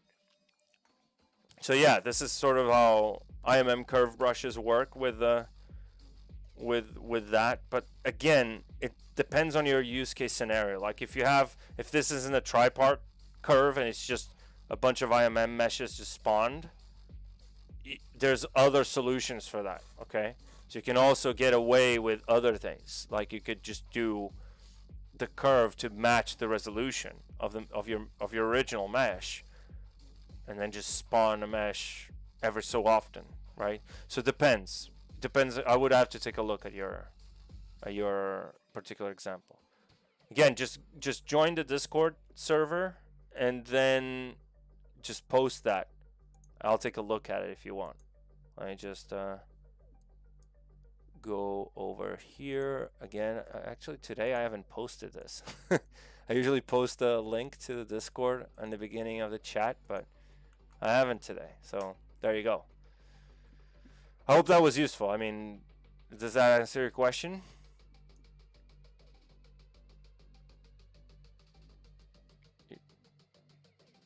Yo, Rodolfo, it's Paulo here. This is your first stream purpose. No, actually, I've been streaming since July. I want to say July, August. I think it was August, yeah. So this is technically like my fourth stream. Can't even make count of this. Let me see. Let's check. Just because, you know. So 1, 2. Yeah, I skipped a couple of weeks because I got COVID. So 1, 2, 3, 4. Yeah, this is my 5th stream, actually. Yeah, I've been streaming for 2 months now. So I've been using ZBrush for so many years now. It's very refreshing seeing some stuff that has been there for a while, but I have been too lazy to change my methods. I mean, I understand that, man. I mean, it's not like I learned this stuff right off the bat, you know? Like, I'm not Paul or Ian or Louis, right? I'm not in, like, immediate touch of how that is used or useful for a particular technique. I mean, I'm trying as an artist, you know, but I have work and I have other stuff, and sometimes you just want to go with what's familiar and what's fastest for you, and that's completely fine. You know, there's multiple people that just use ZBrush just for Dynamesh and sculpting, and that's fine. If that works for your own, like, for your own needs, then that's all you need, right? You don't need a, sorry, just closing the window, it's getting dark. Yeah, so whatever works for you. Like, if you have your own, like, techniques, your own workflows, then it's always good to learn new stuff, you know, because it helps. Sometimes it's just, you find something out and your mind just starts thinking, oh, I can apply this like that to my own. Like, a lot of this stuff that I learned from Paul, but Paul isn't an environment artist. You know what I mean? It's like, it doesn't do the exact kind of work that I do. But a lot of stuff that it was teaching, especially when related to, like, let's say, hard surface. He was doing, like, we were doing like a course in hard surface, right? At Nomon. So I did a Gundam, which is in my portfolio, like a full Gundam, all in ZBrush. And a lot of those techniques, I learned them for hard surface workflows, right? But I still use them for like organic stuff. I use them to make tileable textures. I used, again, array mesh. I learned array mesh in the context of hard surface modeling for like a robot or a gun, you know? And I even tried it on a gun. I made a gun, a game ready gun, and I used a bunch of like live booleans with array mesh, with a lot of that stuff. But again, it's not like that is the only workflow that it's applied for. You can just learn stuff and you don't apply it right away to your own work because it doesn't kind of relate. But then if you really try to experiment with those same workflows but apply to different scenarios, that's how you learn. And you have to be willing to fail for that as well. Sometimes it doesn't work. You try it and it doesn't work. And that's fine. You know, it's a learning experience. So yeah. I mean, I've been trying a lot of stuff lately, but I know that there's a lot of things here that I haven't touched yet, you know. Especially since the last few releases. To be honest, I haven't touched Mask Balloon. You know what Mask Balloon is? It's this. All I know, and this might go horribly wrong on stream. Let me just warn you. But all I know is from the streams, you know. Not Mask Balloon, Mesh Balloon, I'm sorry. I know this from the streams. Literally, it's how I learned about this mesh. So you basically make like this. And it should, there you go. It should make a mesh. So you do this. Oh, there it is. Okay. And it's kind of like dynameshed already. It's projected. So it's like, you know. But I never used that. I saw it on a stream. I tried it like once, and because it doesn't really apply to my particular workflows. This is more akin to what I would use, you know, for something like a shape, you know, like a specific shape, like this, right? Maybe have instead of like a circle, or maybe have like a different alpha, like this, and then just have, doesn't work with alpha. See? I'm learning. I don't know because I don't use this that much, you know. So it's a circle. It's a mesh extrude. So you do this, and then you do this with Alt, and it cuts away, and then there's a moon for you. So you get another one over there, and then you do this, and then you do this. Whoops. And then you do this. Huh, it's not cutting anymore. Try it again. So if you do this, yeah. Again, I haven't used this. Probably never, you know. So there it is. If I do this and this and this, you can start cutting away and adding meshes. So adding this. You know, it's cool brushes and cool stuff that they release all the time, but I just don't have the time to try it all. I'm trying it right now on stream so you can see. But again, mesh project, I know this one. This is like pretty cool. It's the same idea, but it's projected onto a mesh. It follows the curvature of the mesh. This is pretty cool. Yeah, there we go. It's because sometimes you do what you need, you know, like for your own particular project. So mesh splat, this is also a cool one. This is, I saw this. I saw Michael Pavlovich do this on stream. It's crazy. It's just cool, gooey stuff, you know? So you get like gooey stuff spread around your mesh, you know? There's a lot of use case scenarios for that as well, so... There's also cool like select brushes, you know, that you could use in conjunction with that. But again, this is just a single example. There's other stuff like Stager. I don't use that much, you know. So, but I know a lot of people that do. A lot of character artists use Stager, and Stager is not that recent though. But you know, a lot of a thing that I've been using a lot that's recent. Let me just divide this up so I can show you something. And it's been shown multiple times on stream by Paul, but it's the new masking features. Those are game changers, you know, like complete game changers. So let me just delete the lower here, and I'm gonna go back to my mask pen. And here's another is a cool thing that they added. Let's dynamesh this so we get like freedom here. Let's just do weird stuff. I don't know.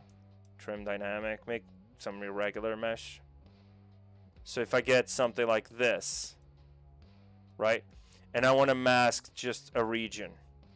So usually what you would do, let's say I want to get like a shape out of this. So you would do this, right? And then you'd start, let me fill this mask by hand, whatever. Now you don't need to do that. So let me just bring my focal shift to 100. And I just need to do this. And then I go to masking. And there's a new thing called, where is it? Mask region. If I do auto region, there it is. And here's the cool thing. You have this, and then you have another shape. Let's do another shape. Let's do another shape. Right? So now if I analyze region, fill region, and I tap a little point there and fill region. So I'm just filling that section of the mask. So this is insane, all right? It doesn't look like a big deal, but it is. Trust me. It is, particularly for like for hard surface stuff, and not just hard surface actually. So if I tap this one and then tap, actually let me make another one just so I can show you guys. So if I make like 2 of them like this, and then I tap this one, and I tap, actually before this, let me analyze the region.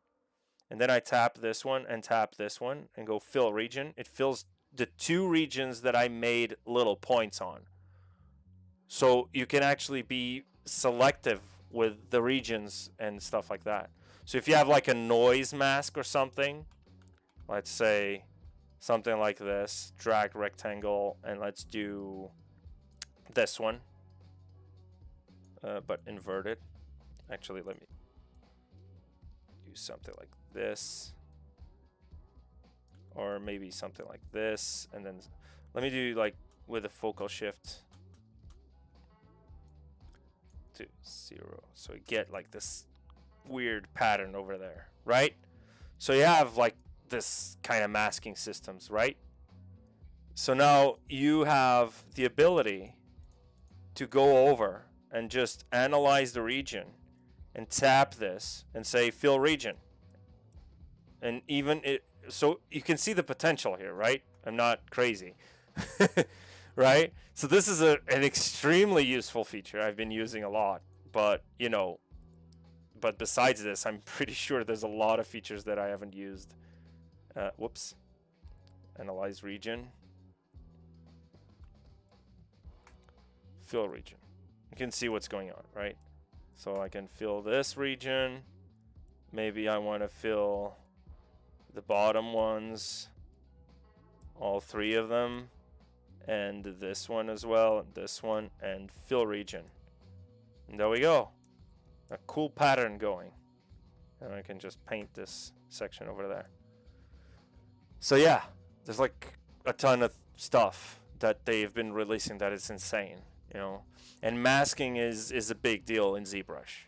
Like if you know how to use masking and you know how to use polygroups, then you know like 99% of ZBrush's tools and features. Like I would say polygroups is more important if you know how polygroups work, but masking is like second probably. So yeah, cool. Let's go back to our little. Actually, I was thinking today might be the day that I do a little break. I know it's a premiere on Rodolfo Does Breaks. I've been trying to do some more like breaks every couple of hours, doing a little break. So it's been 2 hours. So shall we do a little break? Oh Jesus, where's the pause? Okay. Yeah, so I'll be back in like 5 minutes. If you guys are fine with that, let me just go get a little bit of water and grab something to eat, and I'll be right back.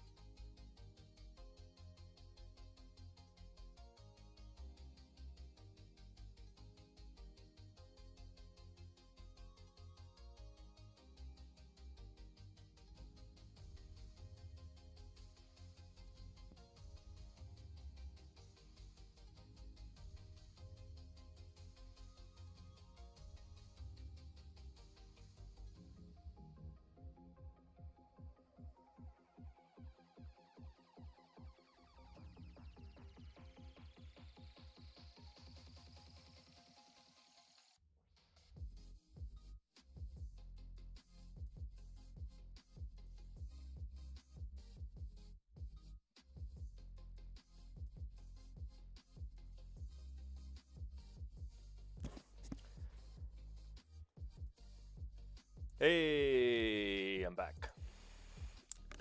What is up? Again, hydrate, don't dehydrate. Dehydrate, yeah.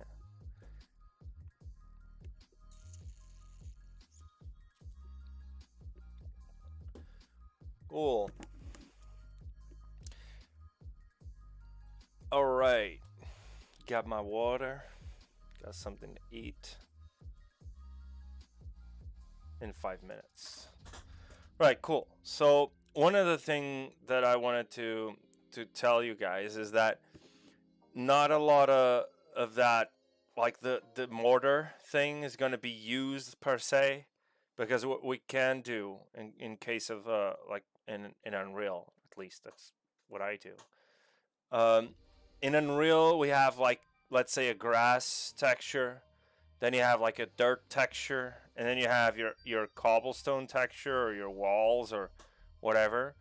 And then you use either vertex color with height interpolation, or you use something like RVTs, you know.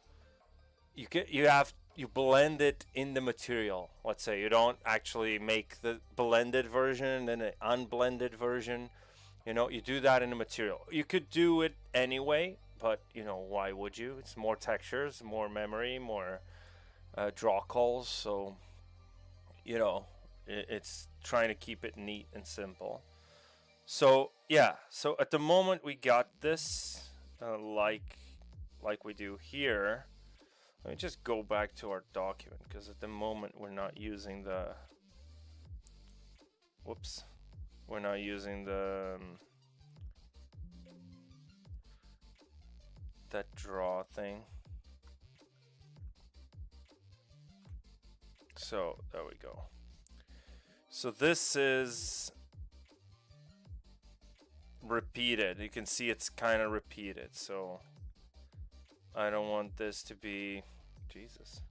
Yeah, I don't want this to be as noticeable, so I can start breaking this up even further. Going over, flatten edge. Breaking up this surface over there. Making a few taps here and there.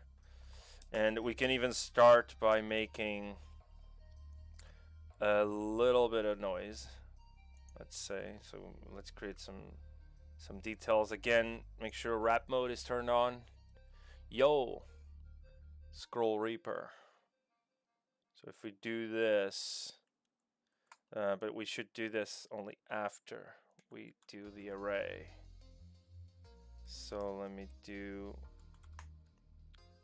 a little bit of flatten edge, just to make sure this isn't exactly the same, so I can even rotate this around just so it's a little different, right? And this would be the same. Whoops. 180 degrees. And this one. Actually, no, not this one. This one could be sculpted a little different. So we could have something like this. Let's turn ghost mode on.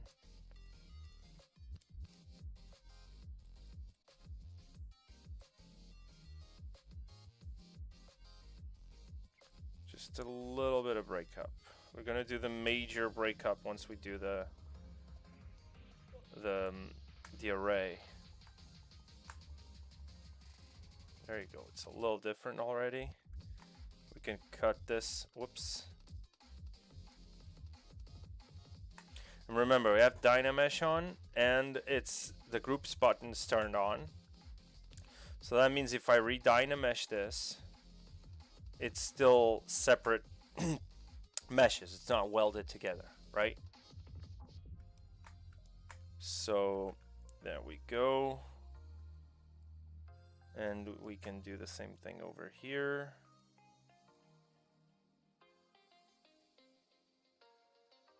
Let's just break this.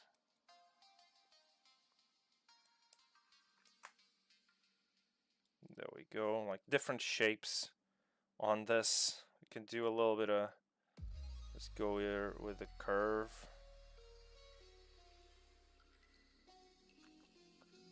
You can see it kind of having a little bit of a, it's too repeated. So let me just do the array. Why not? I mean, just make the array mesh. And now we have 2 million for some reason. That's not a lot. Auto groups.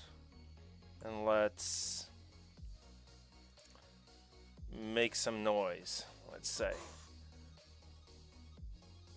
So,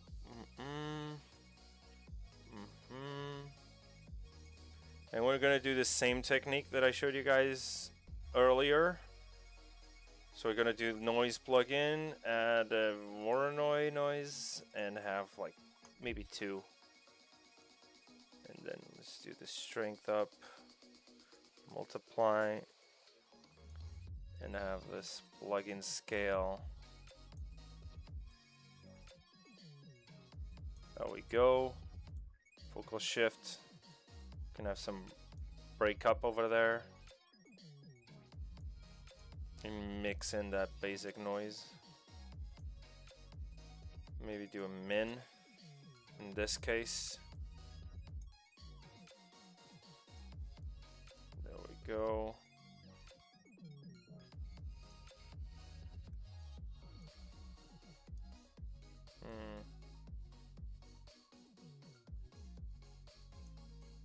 There we go. So remember that this is a different method of tiling textures. So that means that we can use wrap mode, but in this case, once I apply this, I just apply this real quick.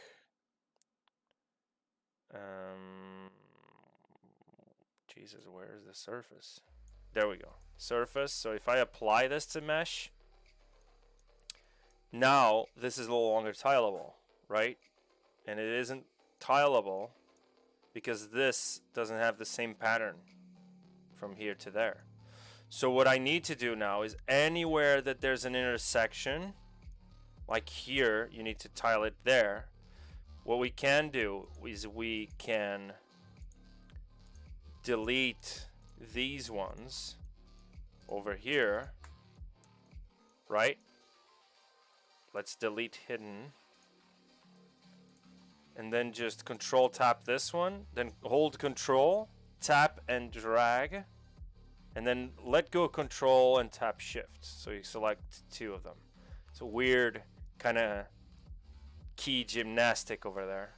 But you can select multiple polygroups using this method. And now you can duplicate this by holding control and then tapping shift. Whoops. Control and then don't let go of control and tap shift and make sure you duplicate it exactly at number 2. That wasn't exactly 2. So control, shift, then let go. Ah, dang it.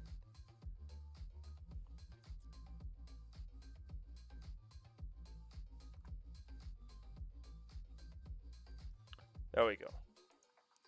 And now it's tileable again from side to side. Now if you want to make it tileable from top to bottom, you have to do the same thing from top to bottom. So these ones that are supposed to be on the bottom section of the texture, that is gonna go away. And these can also go because we're not using them. Actually, we could use them, just putting some damage over there as well. So let's delete hidden. And now I can even just do this and press to mask. And now just control drag. And until it's like a 2. And there we go. And now we don't need this. Delete hidden. We don't need those 2, but you know, might as well. Now we can, for example, let's say I want to delete this one and I want this one to go away as well, because there's like some repetition. So the ones that you can notice that they're kind of repeated, we can get rid of them and then just use some of these that have a little bit more noise. So if I go over here, and now if I can end place them.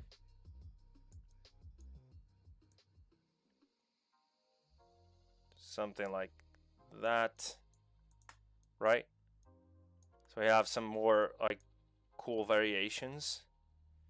And let's see if I have something that's a little different, like this one. There we go. And it's already offset enough. You can see that there's differences in the depth of it. Whoops. So I can just go over here and tap this one, just push it up a little bit, push that one maybe down a little bit. Yeah, so you get like immediately you're getting something. I don't need these anymore, and maybe I don't need these anymore. There we go. Delete hidden. Yeah, so now you can start. Now it is very important to use wrap mode again, because now this is meshes everywhere, right? When I use QMesh to extrude a 3D plane, ZBrush tells unrecoverable error and has been encouraged. Okay, so I would have to take a look at that, because that's weird. That's not supposed to happen. A 3D plane, that depends on the density as well. Is that 3D plane, how many polys does it have? Because ZModeler is a low poly workflow kind of tool. So if it's a 3D plane but has like 1 million polygons, that might be something. You either have like a super like machine, or it kind of drags a little bit and might be crashing because of it. I mean, I would have to take a look at precisely the plane. Just go to the Discord and post an image of that plane. I'll try to help you for sure. I transform a partial selection to a full polygroup. What do you mean, transform a partial selection? Oh, I see what you mean. What I did here, right? So I selected this and then I did this, right? Is this what you mean? So I select just a little section and then I expand that selection to the entire polygroup.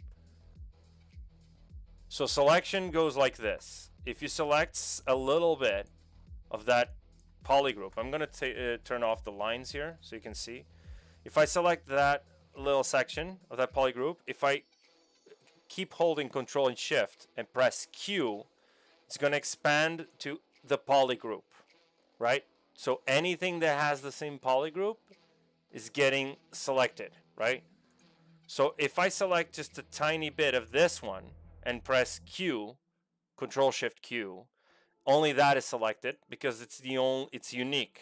But this one, for example, that has like 4 meshes, if I select just a teeny tiny bit and then press Control Shift Q, it's going to select everything that has the same polygroup, right?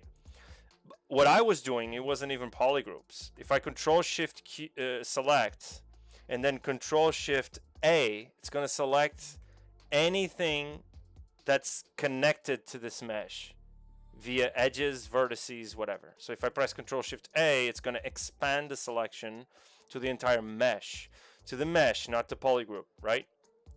And if you press Control Shift X, it's going to start expanding your selection. I'm just holding Control Shift X. Control Shift S is going to shrink your selection, okay? And Control Shift A expands to the entire mesh, right? So this is how I like quickly select, like for example these, Control Shift A, then invert, and then delete hidden, right? Yeah, no problem. Okay, so going back to our little wall, it's already well, there's some of them here that are a little noticeable, but it's I don't know. I think it kind of works for now. So we can still go over here and sculpt again with let's do the cracks for now, like cracks with wrap mode again turned on, and let's just start doing some actually. Doing some cracks over here. Maybe this one as well.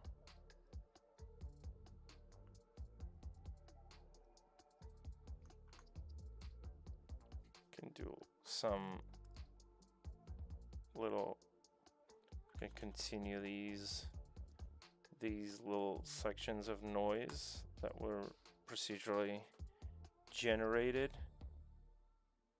So you can do something like this. You can even do like something like this to just continue on that noise.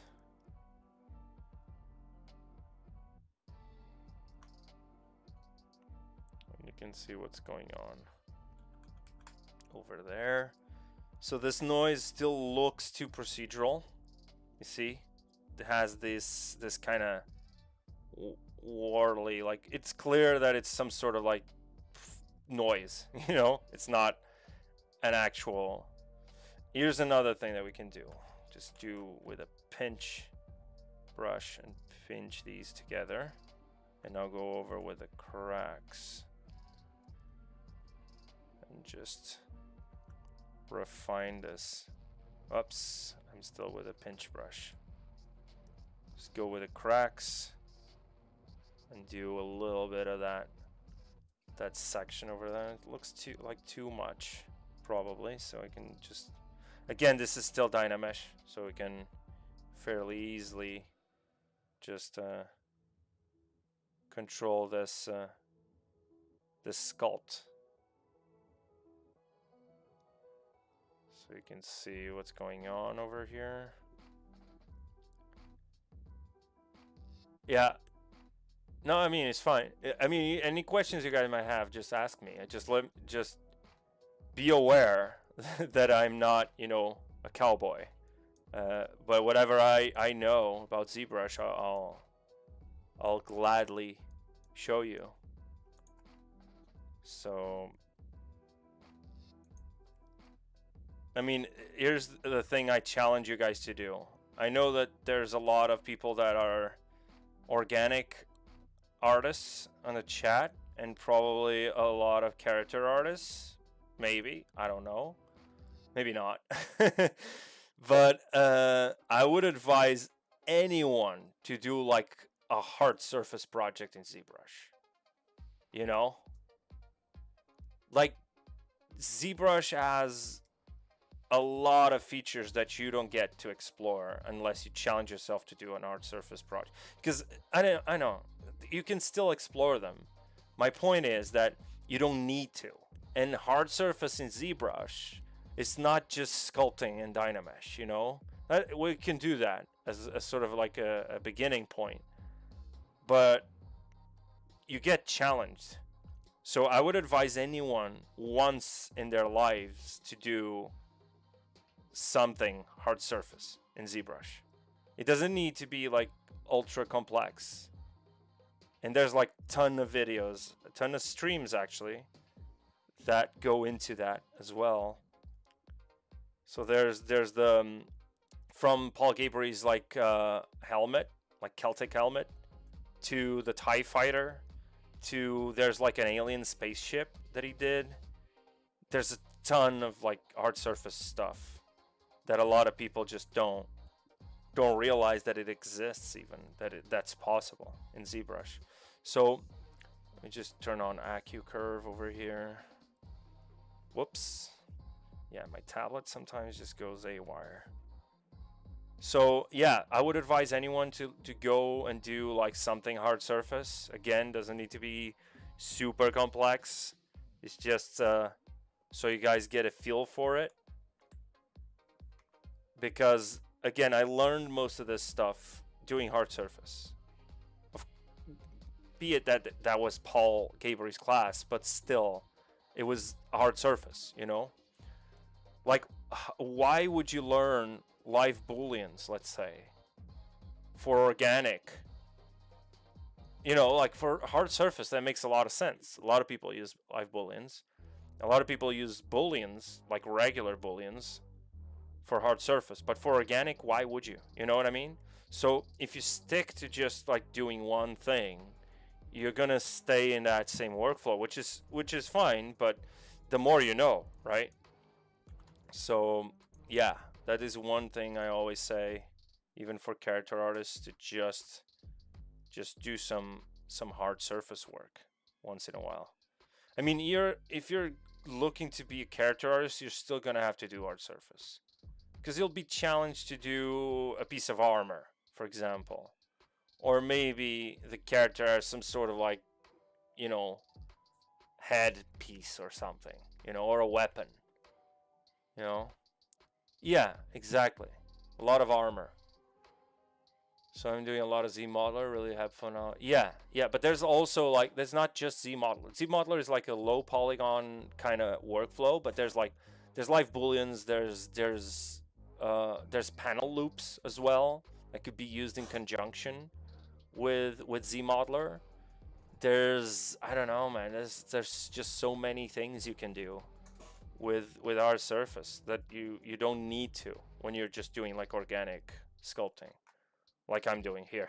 Not the best at practicing what I preach over here.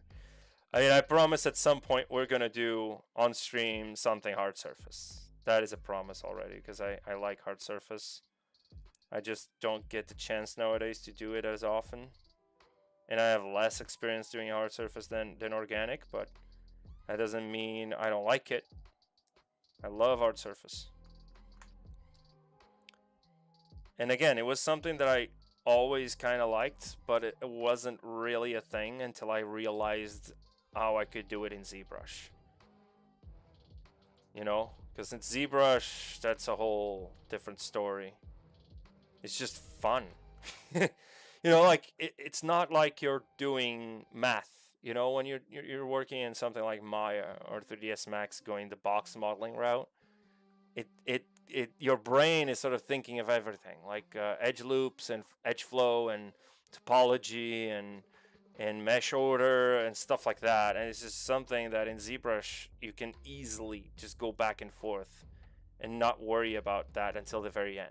You can, I would, but you can't just get away with not dealing with that right away. This is probably going to be too noticeable, but I need to make this less evident that it was some sort of noise, right? So I'm going to use the pinch brush over there.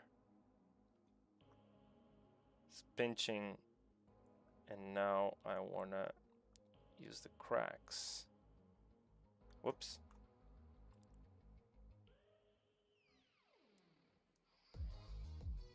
There we go. Here's something we could do. Trim dynamic. Just mash this whole section. Actually, let me try this brush over here. Trim hole. Just to do like... not trim hole. Was it trim hole? I don't know. I don't think it was. It was a trim brush that allowed you to do some cool stuff like that.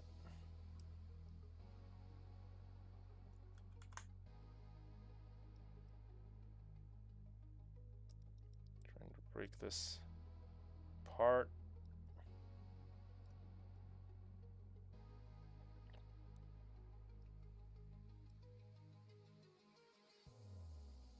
There we go.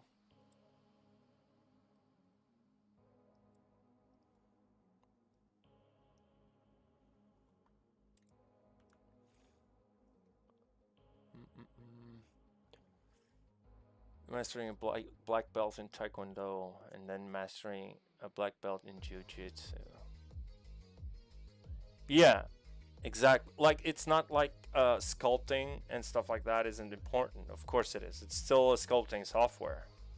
It's just that it's not what you'll be doing every time, every day in the industry, right?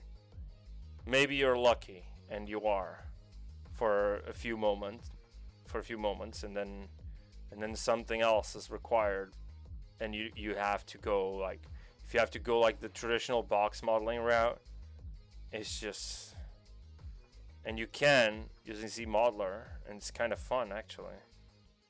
But you know, if you're gonna do that, you still need to know like hard surface, and I would say you have to be a generalist first in order to be a specialist. You know, there are a lot of people that are generalists, and they're pro generalists, let's say. But if you want to be a specialist, you kind of have to be a generalist first. You know what I mean? In a sense, like, you have to understand how things work as a whole, at least. And then you can sort of specialize. There are a lot of people like that. I have a friend of mine. He was a QA at a games company for a long time. And he kept pushing. He kept pushing, learning Unreal, learning a lot of stuff like anatomy, rigging, a lot of stuff, because he was just a curious person. And now he's a technical artist. He's a senior technical artist, actually. So, you know, it's like sometimes things are not unrelated. Maybe you start because you like environments, and then because you're so curious in nature, you start delving into other stuff like rigging, and which seemingly has nothing to do with environment art, right? But what is it to say that you don't get like a technical artist role, you know, which is something that's more overarching, depending on the studio, of course, and it's something that fits your personality more. So you don't know, right? So I have a trouble with people that say, "Oh, I'm a character artist and I only do characters." That's fine if you're comparing like environment and characters. Of course, you have to pick one, but at the same time, if you want to learn something new, just don't shut yourself down to learning something new, right? So that's at least my mentality when it comes to this. I feel this was too much noise. Dang it. That was too much noise. Too much variation.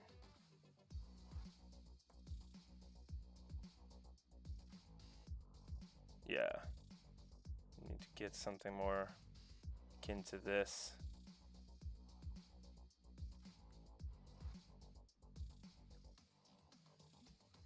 There we go.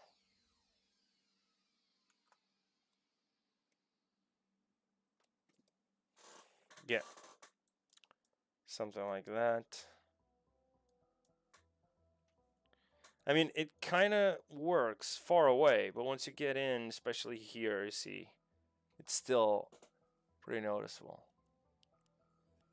Purple belt in each discipline, like a fourth. Well, I wouldn't say purple belt. Just get your feet wet on stuff. I mean, I learned rigging. I learned a lot of stuff that I don't use. I mean, I haven't rigged a character in, what, like 5 years? You know? But I know rigging, and Maya particularly, you know?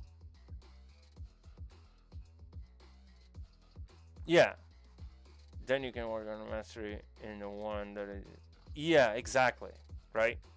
Because you never know when that might be useful anyway. Right? So your understanding of rigging, let's say, giving you the rigging example, might help you as a character artist, because then when you're retopology, when you're learning how to do retopo, for example, you're not like blind and thinking, oh, why the heck am I doing this? You know exactly why you're doing it, because you've done it. You've done rigging, you've done weight painting, you know, and you've done a lot of stuff that would require a cleaner mesh, let's say, or would require a deformable mesh. So So yeah, there's that.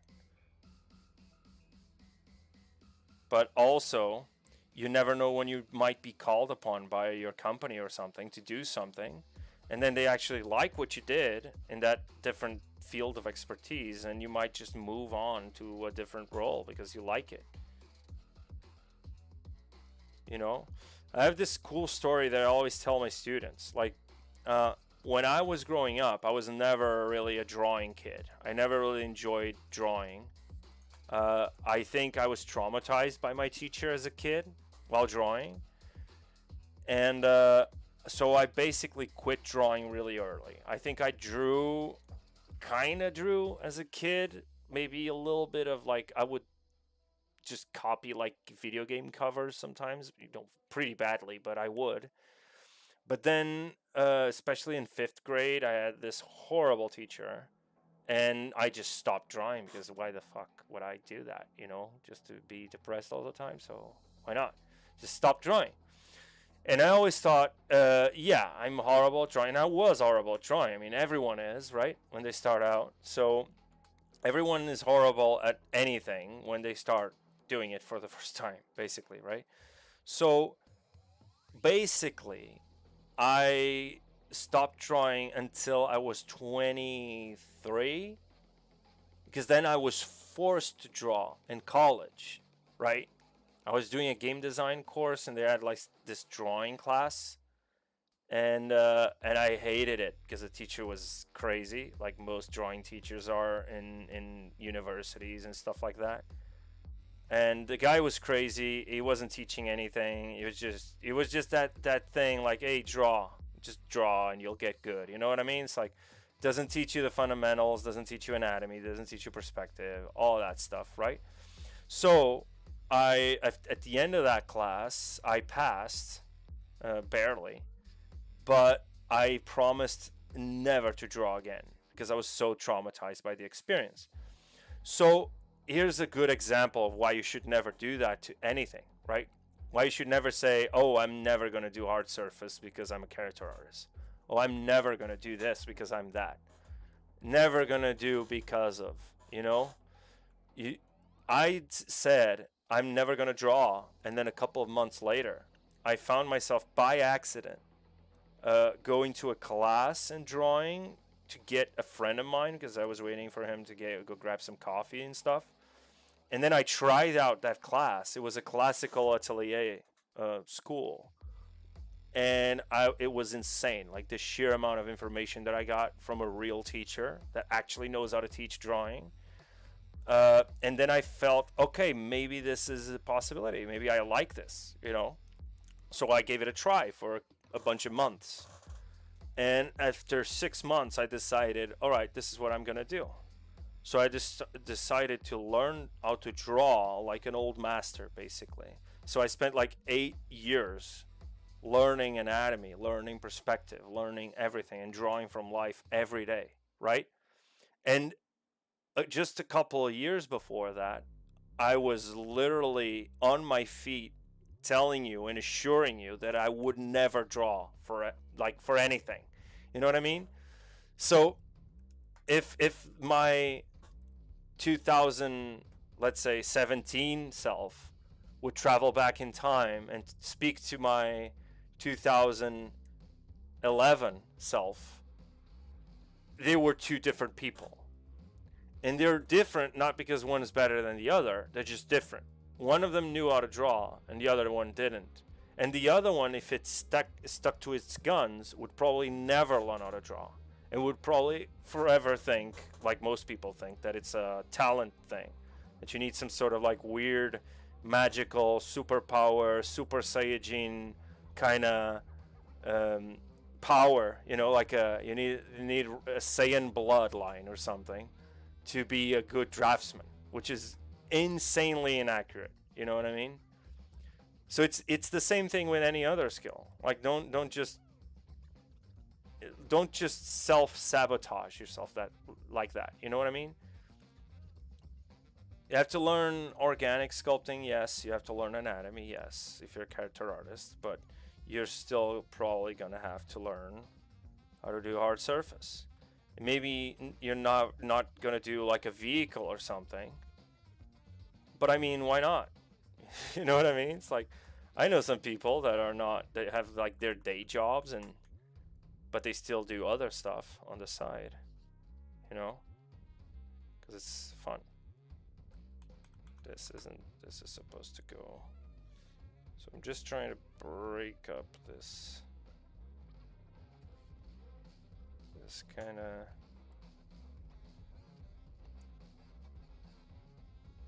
that was the story of the day. And now we can do a little bit of some flatten edge over here. I hope that story didn't bore you out of your skulls, or it was cringe in any way, you know, because it is kind of ironic.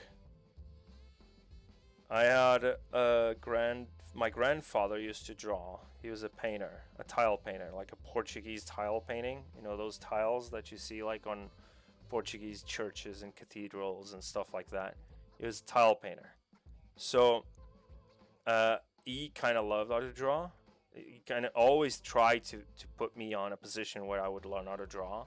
But I was so traumatized by my teachers that I never engaged them in that. So I think it was pretty sad that I didn't. But at the end of the day, it just happened anyway. You know what I mean? But I was lucky, because a lot of people just say no, no, no, and they stick to their guns, and they never open themselves up to learning different skills and different stuff, you know? And it's kind of sad, because a lot of people have a lot of talent that isn't tapped. And I'm one of those people that believes that everyone has some sort of like untapped talent, you know, that's just waiting to come out. And it's up to you. It's kind of your life mission to discover what that talent is, you know? It's your life mission, bro. You have very limited time on this earth. If you don't find out what's your calling, it's like, what the heck are you doing here? Just like Dostoevsky said, right? Eating cake and busying themselves with the continuation of the species. If you want to be that that's fine. I mean, it's a choice, right? But at the end of the day, it's like, if you want to do something, have a career and stuff like that, it's a good point. Just, it's your duty, let's say, to find out what you really enjoy. It's not even what you're good at, because you're not going to be good at anything to start, right? Like, when you're born, you don't know how to talk, you know. It's not like the doctor's gonna say, oh, he's never gonna talk because he just says goo goo da da, you know what I mean? It's like, so no one does that to a kid, but as adults we have like different expectations. Society, in a sense, has different expectations of adults, right? So you're not allowed to fail, you're gonna look like a fool, and we ourselves impose that on us because it's embarrassing, let's say, to look like a child when trying something new. But that's the key to learning, man. You have to be a child. Okay, cool. Thank you. I had to talk it out of my cousin that he believed he couldn't do art well. It took an hour of convincing and making him unlearn what his mother taught him. I wasn't born with it. Yeah, that's sort of like, I think that's sort of the excuse that people give, you know. Oh, I wasn't born with it. It's like, no one is. You know, tell me one person that is born with a football ball on their feet and they're like as good as Ronaldo. No, not even Ronaldo, right? He wasn't born that good. He just trained relentlessly. And I think it's a good excuse for people to feel good about themselves, to say, oh, Ronaldo is like naturally good. There are some, I would say there's the talent section, which is like, there's a part of you that's like genetic, that's how your body's built, especially in sport. But that's like a tiny percentage of it. Most of it is hard work and discipline. I truly believe that. Both Ronaldo and Messi and all those big names trained like you wouldn't believe.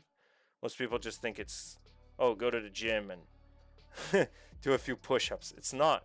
And in art, it's very similar to sports. I always do like comparisons between art and sports because it's very, very comparable. It's a genuine comparison between art and sports. Right, cool. So we can start breaking this up. Let's do the rock detailing just to create some variations here. We can do stuff like this. The tiling is not working. Let me see. Ah, there you go.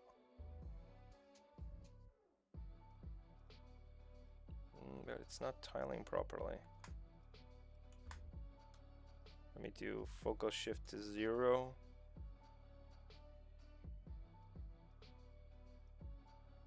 There's a cut there. That's happening. It's right around where that section. It's like it's offset for some reason.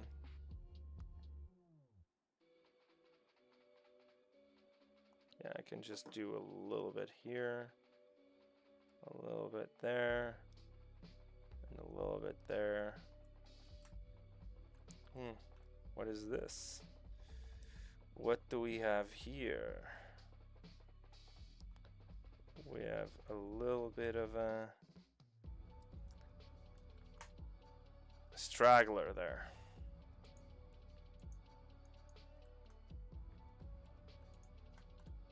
There we go. Okay, so we have our stone wall. Here's another thing that we can do now with the mortar thing. So if we add this, I think it was this one, yes.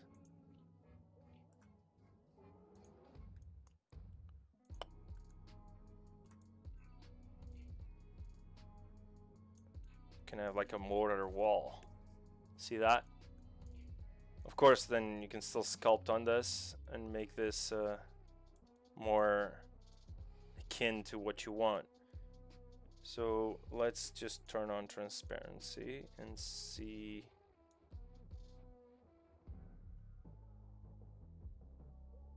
No, we actually might need to tile this. Yeah, but the idea is this, that you can have a mortared wall. You can have it with or without the mortar, and then just bake that, right? And then you can sculpt on this, especially if you had like, usually I would do this before, like before doing the applying the noise. It's already applied. God damn it. Yeah, it's applied. Oh well. Because I remember it crashed, right? So we can do some clay polish over here. Let's see, clay polish. Let's do it more soft and repeat sharpness. And now let's, whoops, wrong brush.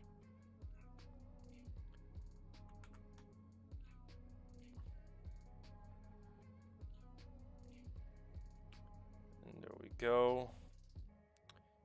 Yeah, so we did a rock wall kind of texture. And we can do now a ground texture, which is even simpler. Well, for example, in my Diablo fan art environment, I used a bunch of like noises and layers and textures, and then just spread some nano meshes like around the terrain. No, like the texture, and Mohammed. So the technique you use is standard. You mean which technique? Like the wrap mode technique? What do you mean by technique? Oliver Trudeau.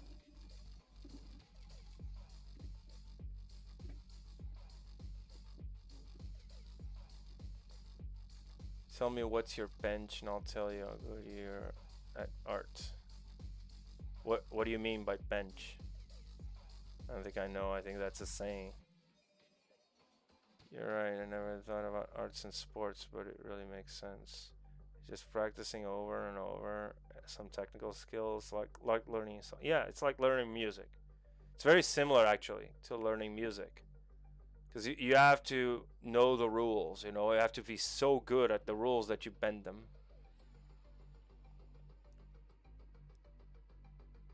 Yeah, I mean what I'm doing here. Yeah, well, in ZBrush, of course, there's like other software to do tileable textures, and I use them too. Don't get me wrong, I don't use just ZBrush, but I use mostly ZBrush because I love ZBrush so much. But there's a Substance as well to create like tileable textures and stuff like that. I just like the handcrafting aspect of it, you know?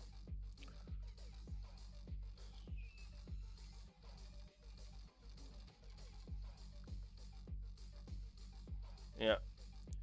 So yeah, so this is kinda the mortar. So you can have something like this, like a stone wall with some mortar in it, and then we have to change this again because when it crashed, I think my settings were reset. There we go. Maybe not so much. We can do this, and then we can go ghost mode, and maybe move this like in a couple of places, like crevices and stuff like that. Whoops, AccuCurve is turned on. Turn off AccuCurve. No, we don't want that little point there. This is why I wouldn't use the surface noise right away, because I wanted to bend like a smooth mesh and then apply the noise afterwards. But we can do, you can have like a few of them just poking out like that. Like that.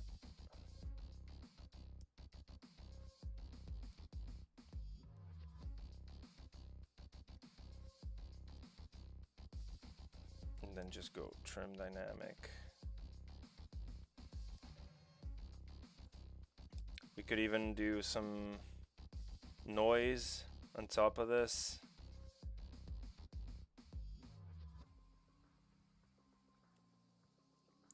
Just clay build up to cut that there. Trim dynamic again. And the idea is you get like a few sections that are like, you know, filled with some mortar. So move. Let's move this section over there. Move this section over there. And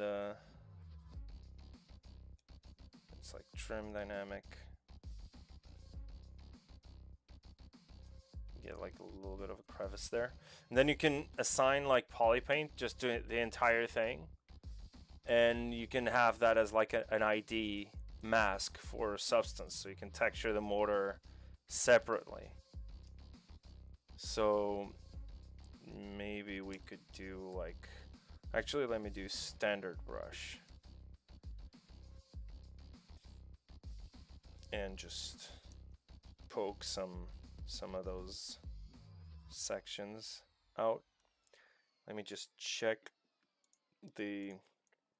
where the plane is. Yeah, this needs to wrap. It's not tileable anymore. I forgot to turn on wrap mode.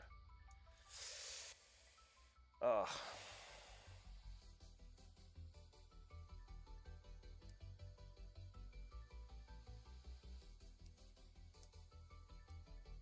There we go.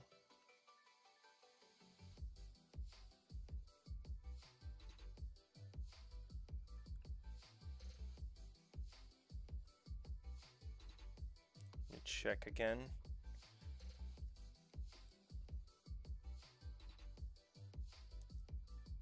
Hmm.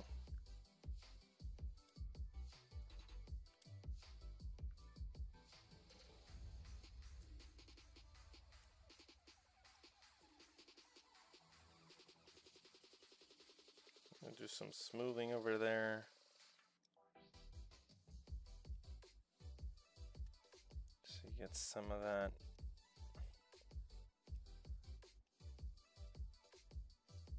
Some of that over here. Let's do the ghost mode again.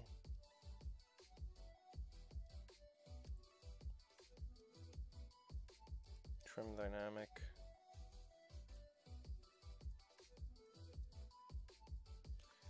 Yeah, but you get the point, right? We have a little bit of some whoops.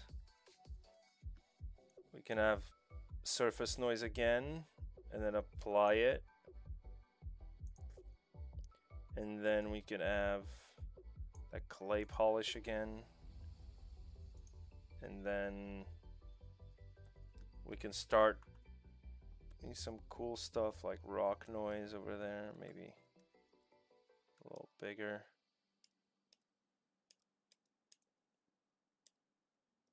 Now clay polish again. And we get some of that textural kind of detail coming through.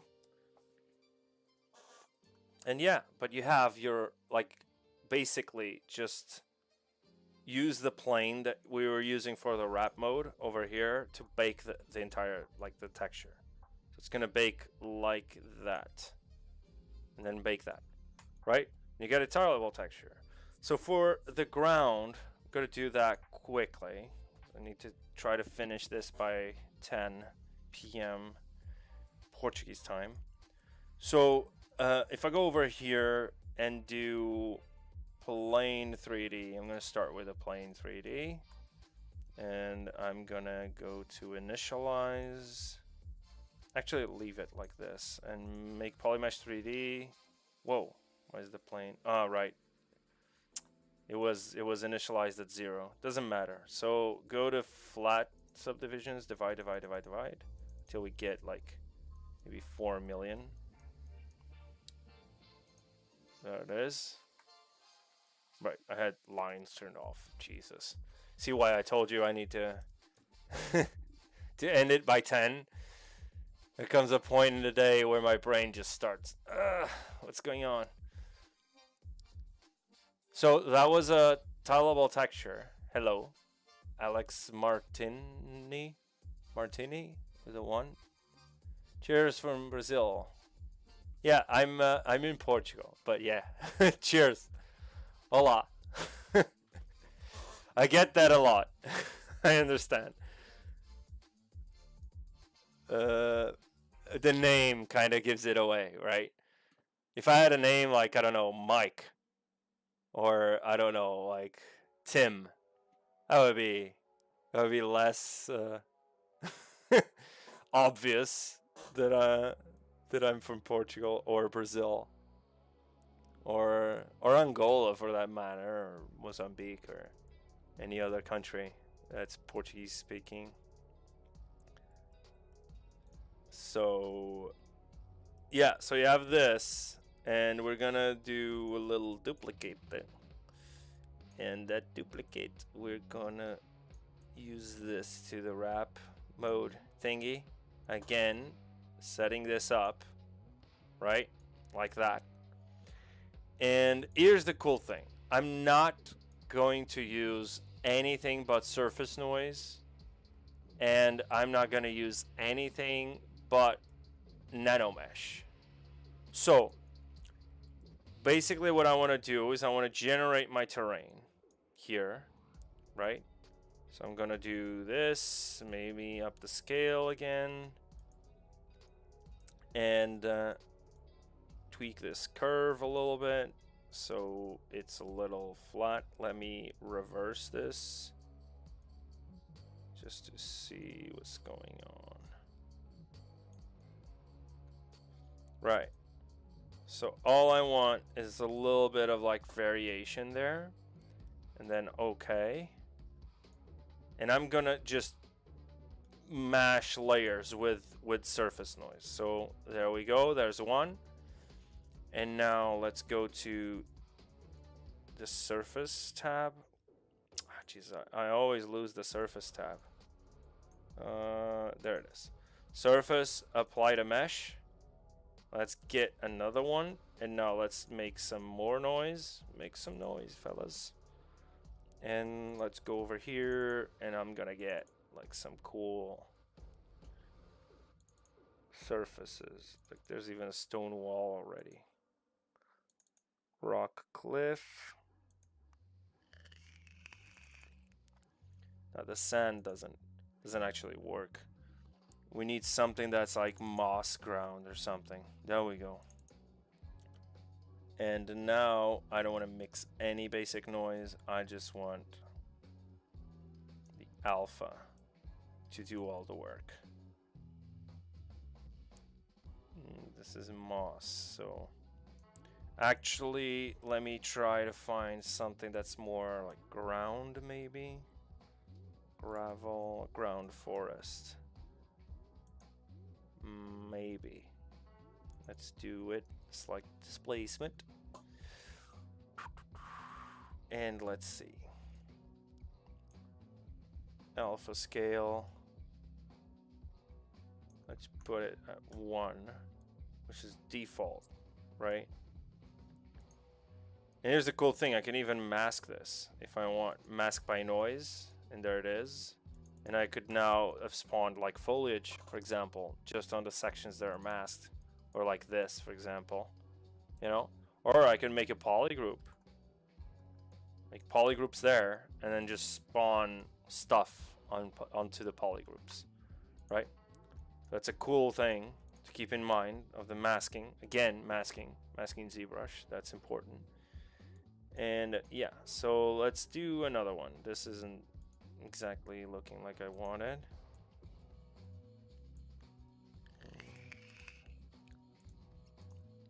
Maybe coal, surface imperfections, roofing, rock. Yeah, maybe rocks work better. So let's get this displacement here. Yeah, this might work. So now if I mix in the noise and do maybe a difference, if I mix in the noise, this is what's happening. So now I can just do this and have like some ground textures or whatever. Do a little focal shift over there, shift it towards this, and maybe we can up the scale, the strength, I'm sorry, just to check what's going on. Right, we have something like this. Cool. And let's apply this to the mesh, and then another layer, and now on this layer I'm gonna clay polish. And I want this to be not a lot of softness, and I want this as a lot of sharpness. Repeat sharpness. There we go. So now we get this more granular kind of looking. Let's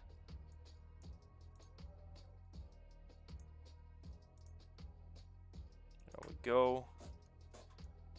And we could even, once it's masked like this, we could even go over here and just, whoa, want to soften this up, sharpen it, then soften it, and then just gently, come on,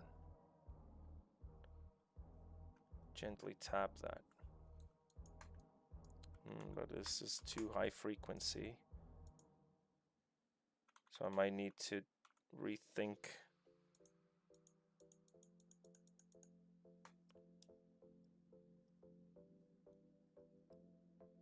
So this is what's happening. This is what's being masked, so might need to change the clay polish settings a little bit.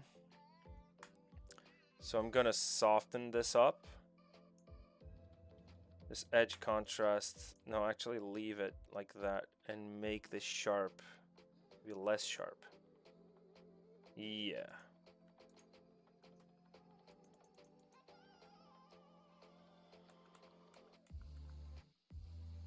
Yeah, but it's still too sharp.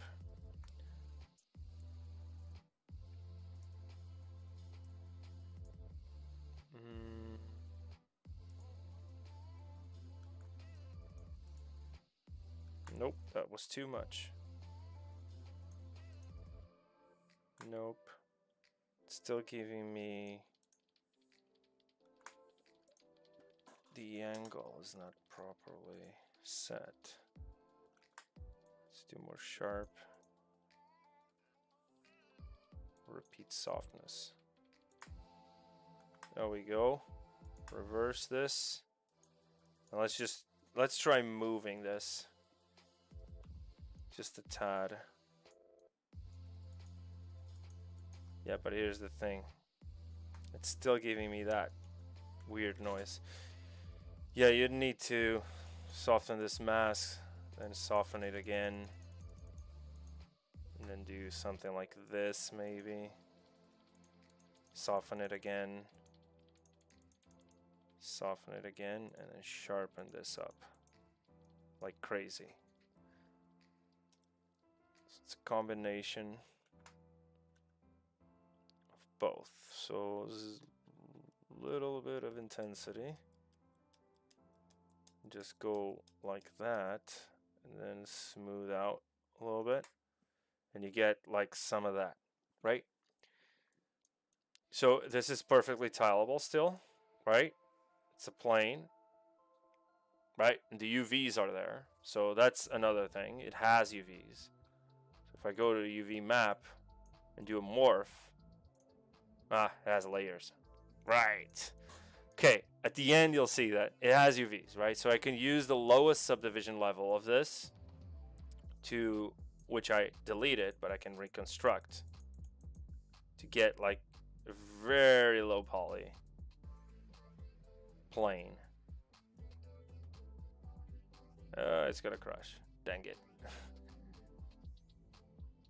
Oh no. I did it too much. Okay. There we go. We could get this, which still has the UVs on the square thing of the UV map, the UV tile, and use this lower subdivision to bake. Oh, Jesus. To bake this detail, right? So let's add another layer. Let me just do this to see the difference. You can see it's all getting closer to what we want, but still not perfect. So now what I can do is go over to make a copy of this. So let me duplicate this. And now this one, I'm gonna reconstruct the divisions. I'm gonna delete all layers. So actually, I'm gonna bake them all. And for some reason, it's giving me poly paint, but you know, bake them all. Yeah, let's bake them anyway, whatever. And now I'm gonna apply this color because I don't want this to be, right, let's reconstruct the subdivisions to a point where I get like a very low poly plane, but not super low poly, right? I just want some geo there. Reconstruct another, and any day now. There we go. So now let's say I want like a couple of rocks here, right? So I can even go over to some of these rocks. Let me see if I can find a smaller one. Like maybe this one, but let's just create a smaller version of it. So I'm gonna delete, actually insert that other rock. Where is it? There it is. And delete other. I don't need that anymore. Right, and now I can just use local symmetry dynamic and just do a mirror and weld on the Y axis, for example. There we go. And now we can just do a little bit of quick sculpting over here. Right. Let's do trim dynamic. Whoops. Trim dynamic has wrap mode. No wrap mode in this case. So we get something like this, just to break up that symmetry. Let's just cut this section over here.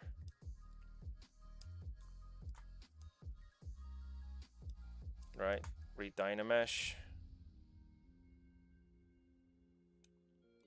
Doesn't really need a lot of detail anyway, so I'm actually going to do a lower resolution dynamesh, and this is perfectly fine. Could actually be too much though, because we're going to use nano mesh for this. So I have this rock over here, and I can duplicate this, create another variation really quick. Let me create a flatter variation. I can actually use a deformer, so I can show you guys. So go over here to the gizmo deformers. There's a flatten deformer. I could just clip this, and or you could use the gizmo, but in this case there's symmetry and slice topology. If I slice it, is that gonna, let's see. Yep, slicing there. So let's do this, and same thing goes for here. Like if you press control, it's clipping, but it's clipping, it's not slicing, right? It's different. Yeah, Oliver. Yeah. What's the most common workflow in the industry? It's like substance designer to Unreal. Well, if you're talking about the games industry, yes, that's definitely the most common workflow. Just ZBrush, retopo, UVs, substance, and Unreal. For textures, yes and no. For textures, it depends. If there's going to be like an innumerous amount of variations for a certain type of texture. Let's say cobblestone, you have like, I don't know, like 20 variations, an open world game or whatever, then yes, Substance Designer would probably be best, because you have a lot of flexibility in iteration, because it's procedural. It's procedural modeling and texturing, right? When it comes to like making a more uniquely, let's say, tailored texture for a particular game or whatever, like a trim sheet, you can do it in Designer, but in my experience, most people use ZBrush for that. Maybe you can argue that it's because not a lot of people know Substance Designer as opposed to how many people know ZBrush. That's also true, but I would say it's just a different, because it could take you a longer time to come up with something like that in Designer, but it could save you a lot of time in the long run if you're going to reuse the same graph to create a bunch of different variations to the texture. So it depends. If it's one tileable texture for walls, let's say, just do ZBrush.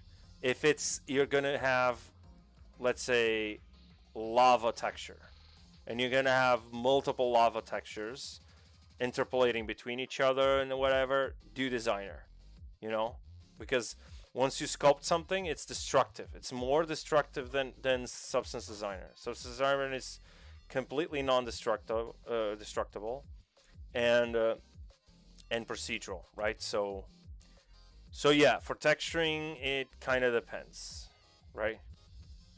I don't know who it was. I think it was Chloe. I did a stream. I think the word of the day was it depends. Yeah, so that's gonna be my word of the day. It depends. So let's do a flatter version of this, like a more flat-ish kind of rock thingy.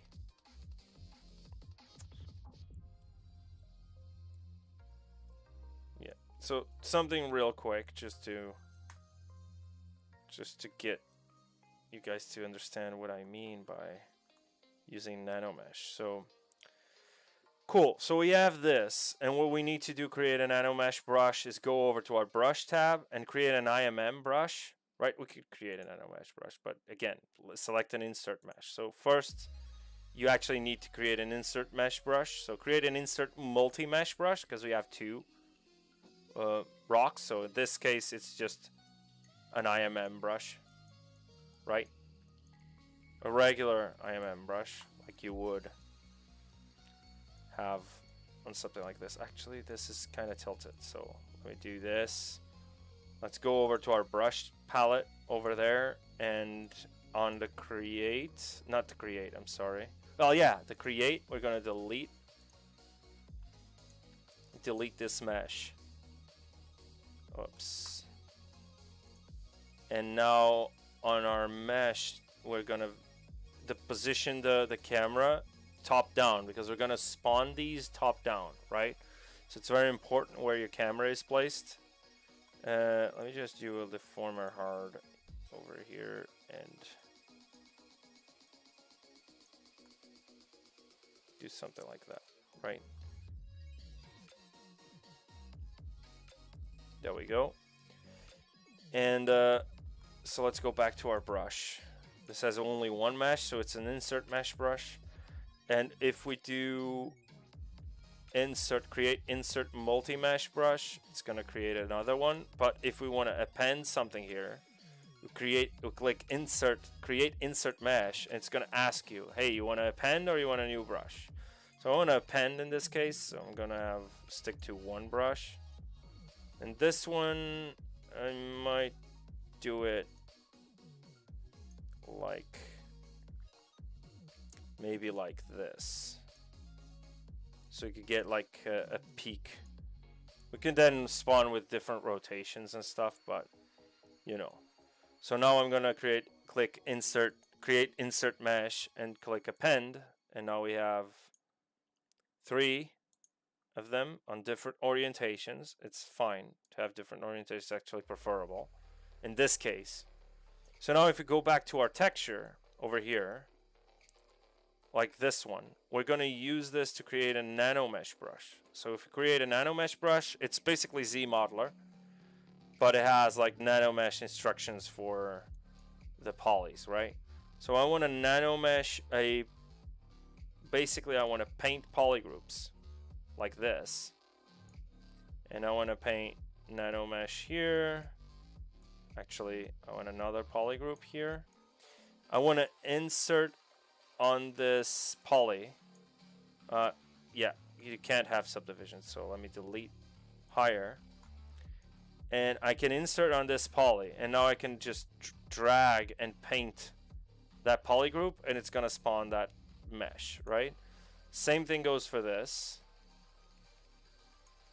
So if I do this, it's tapping and creating another. So it's an ID basically. So if I want to just spawn a lot of like rocks like these, and then maybe some like these, it's not embedded actually.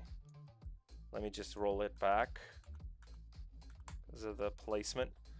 So this one is spawning on top like that. I don't want that. I want this depth to be in the middle. So now if I do this, it's crossing over the other side. So now I can just borrow this poly group and then just paint a few of them wherever. I don't know, maybe here,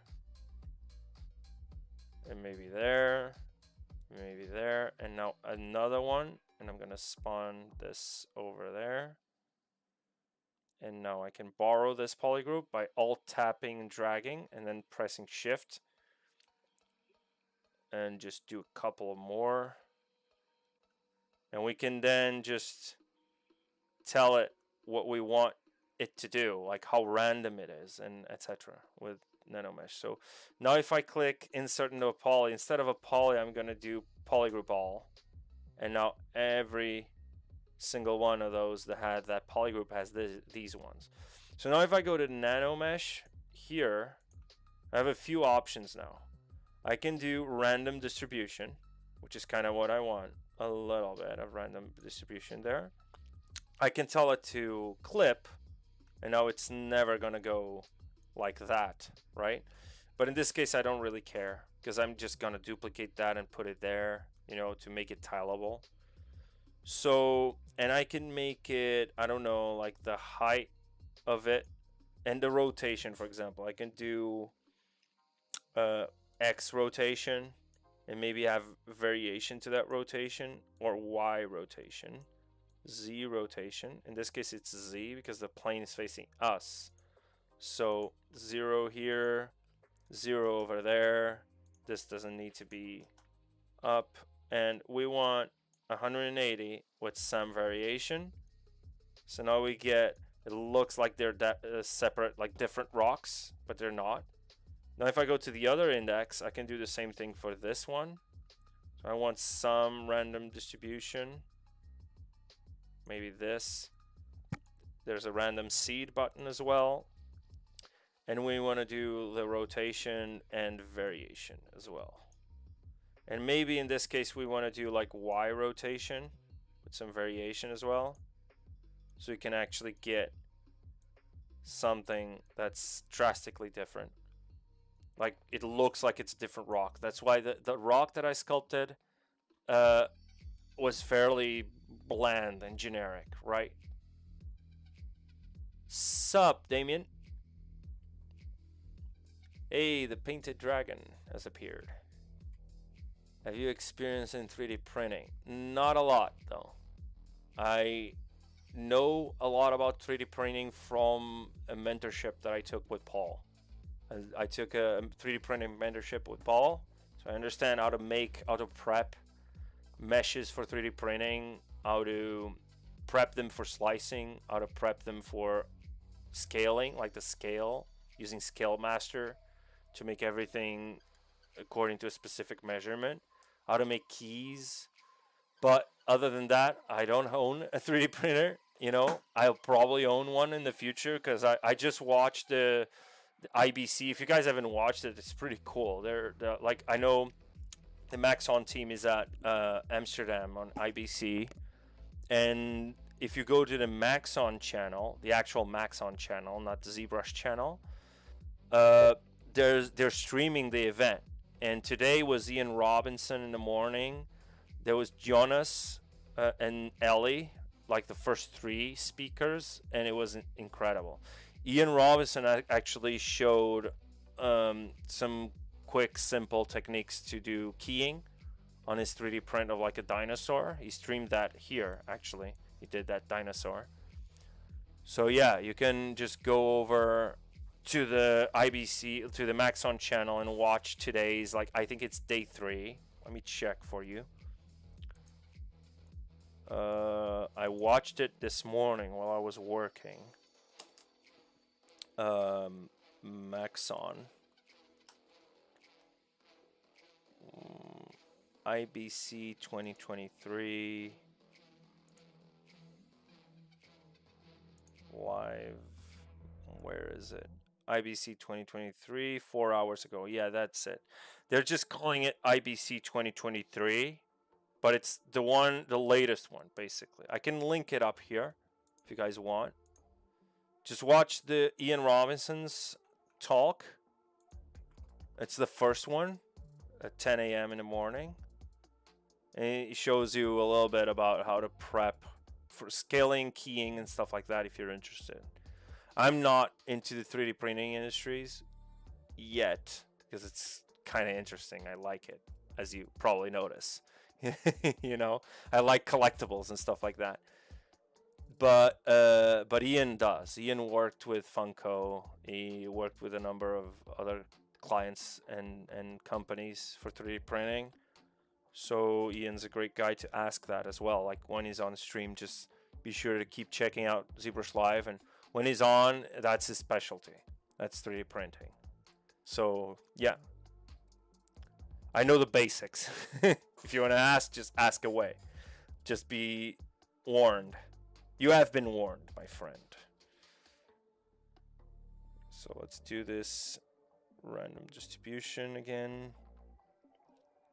Let's do X rotation and Y rotation and some variation here. So now we get like basically some random kind of rocks, you know? And here's the cool thing. Why is this just a single one of them? Yeah, I want some like this and some like this.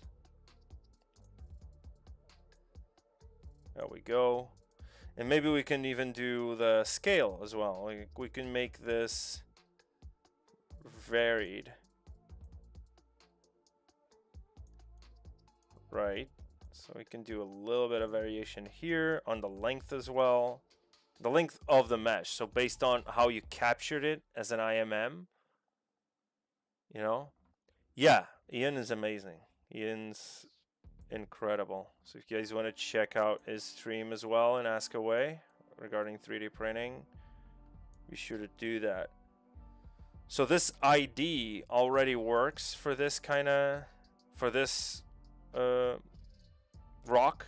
If I want to borrow this, I can still paint this, and you can see it's procedurally scattering that ID of nanomesh around the. So for example, if I borrow this one, it's scattering that bigger rock, you know. So that ID over there can do, let's do offset variation a little bit. Y offset variation, maybe not Y offset, but so we can do this random distribution. Let's tweak that around. But yeah, but you can see how we can get some rocks like procedurally on the terrain. And the cool thing is about this is that you can just apply this to anything else, like grass and twigs and stuff. This would be more complete, more of a like a complete tutorial if I had like more different kind of meshes, like twigs, like root twigs and stuff like that, and grass, maybe some foliage there, you know, where I could just scatter it around. But for this case, which is just a tileable texture, this kind of works. So I'm just gonna isolate this if it lets me for some reason. Well, before I isolate, I want to make the nanomesh. So I can just go over to inventory and one to mesh, all to brush. I can just create more, like on the brush itself, create more of these instances on the brush. I can delete some of these indexes, or I can make them into a mesh. So I'm gonna make this into a mesh, another one into a mesh, and another one into a mesh. So now these are all like actual meshes. It can't control them via nano mesh anymore. So we can do this, isolate this plane and just check out how it looks in our terrain, right? And the cool thing about this is that you can apply polypaint to the rocks, and again, like I do, and just texture them, right, separately. And now that Unreal supports displacement, we could make a height map of this and to just create chunks of terrain that are perfectly displaced in Unreal. So again, I want to make sure this is tileable, so I'm gonna go over to this. Actually, let me do auto groups. I always do auto groups, so I can just hand tweak this. Let's do a little bit of a rotation there, like that. And again, this one needs to be duplicate. Mesh is hidden. Let me just split hidden instead of deleting, because I'm still going to use that for other textures and stuff. So instead of deleting hidden, I'm going to go to my, well, I'm going to show you manually so you guys know where it is. It's in subtool, split, and there's split hidden. There it is. So now if we go over here to the line, let's just tap this one. and I want to duplicate this over exactly 2 units, like we did for the cobblestone. So to ensure that this is tileable. And maybe I want this to be spread apart, like I want it to be there on the sections that have like less detail. So I'm gonna turn this off just to check where it has less detail. So I want to put like a rock there, you know. And if you press Control H, it hides your mask, but it's still active, right? Control H to hide the mask. So I want this, and now I want to duplicate this over exactly 2 units. And I want to do the same thing. Maybe I want this like here. And now I want this duplicated over. Whoops. Duplicated over exactly 2 units. There we go. And I don't think this is clipping. This one is though. So I want this to go over here. Whoops, can't see it. Exactly 2 units. There we go. It's tileable now. So we have a tileable ground thingy. We could still push this a little bit because it's still kind of, I think it's too much. We can just scale it down a tad and maybe push it down as well, just a little bit, and we get this. This is tileable now, okay? So we can work with this, and we can scatter twigs, we can scatter like foliage and stuff. So this is how I would do like my manual like ground textures, especially if they're stylized, because at the end of the day, if you're doing realistic kind of like grass, unless you really want to be a texture artist, you have like Quixel Mixer, which is an insane app that just allows you to blend between a lot of substance textures. There's a lot of stuff you can do in Mixer, which I think people overlooked because at the time it released, it was fairly simple. But you can hand paint in Quixel Mixer now. You can have generators in the masks and etc. I wouldn't say to the same extent as something like Substance, but it's pretty powerful. And it uses AI, by the way. So Quixel Mixer is AI powered, but it's not driven, right?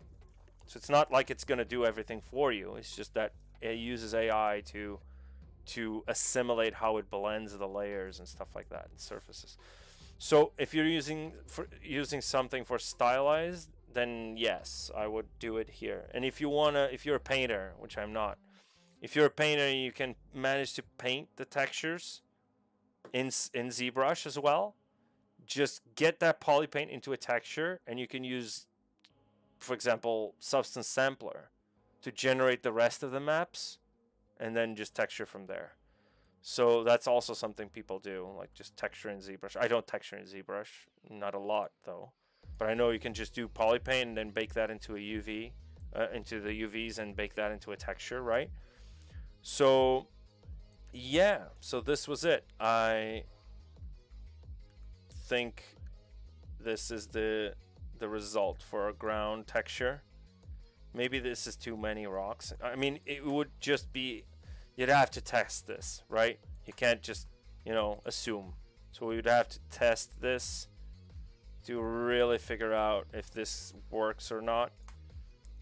And until then, we would still be experimenting a lot. So another cool thing is that we can, if I had the noise yet, we could still be, maybe do some rock noise over here and just push this up. Whoops. Push this up like so. Or maybe grab the trim dynamic or trim adaptive or something. Clay brush just to get a few of those blobs, like that, and trim it.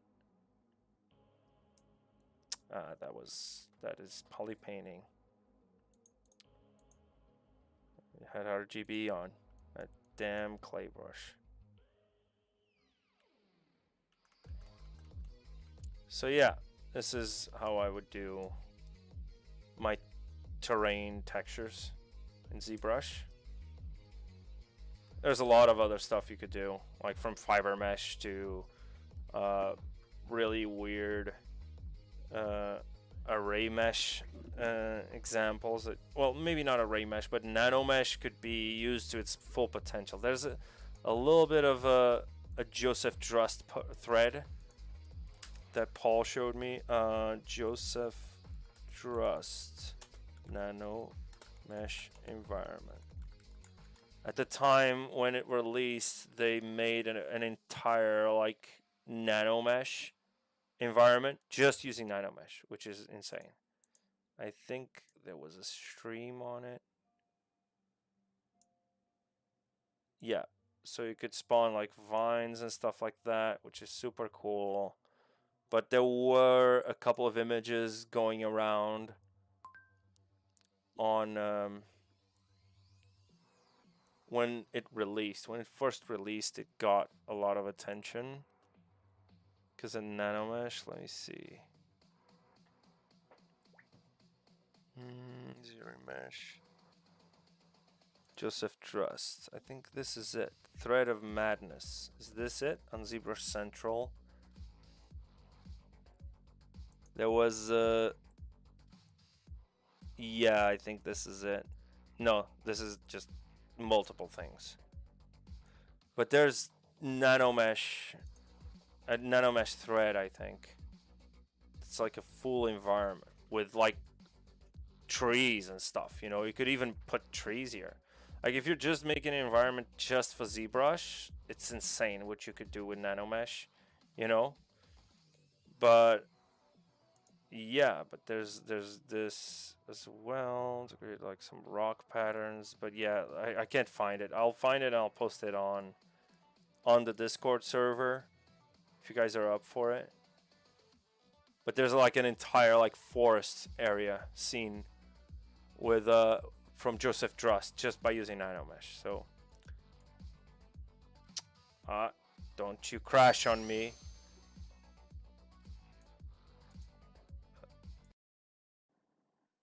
Whoops. Sorry.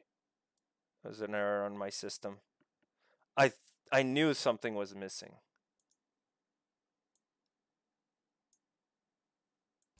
Whoa, something just changed my profile. Yeah, there was the tabs were missing for the ZBrush Live. And I didn't even notice that. I'm so sorry, guys. Yeah. And let me just see if everything's okay. Yes. Now it's fine.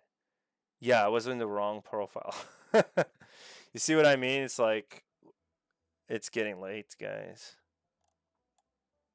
But yeah, so yeah, today I think we're gonna stop it here. We have made 3 textures, pretty simple ones for that. They're not the most complex ones by any stretch of the imagination, but we have made some tileable brick or stone walls, stylized, and we have made this cool like rock wall pattern, which is still a little too noisy. I don't really like it, but we have made it, and I showed you guys how to do this with wrap mode using array mesh and some cool neat little surface noise techniques to make this tileable stone with some mortar, and then making some ground textures with just surface noise, clay polish, and nano mesh.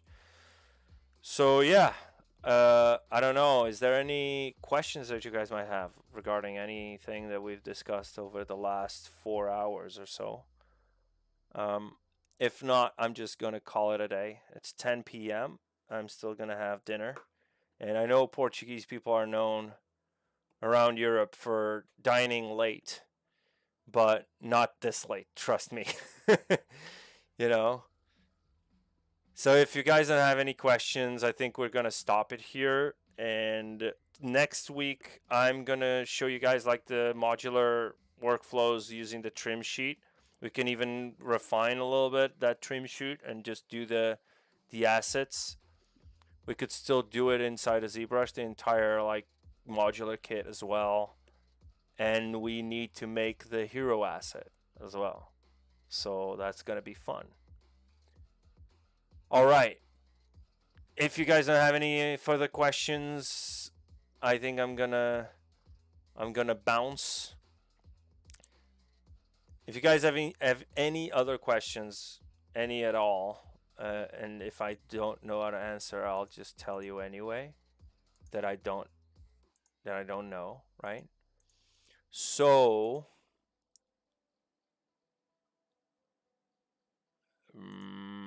I'm gonna post the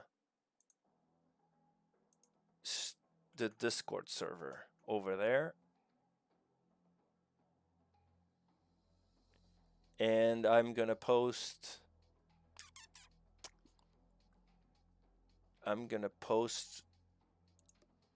the art station.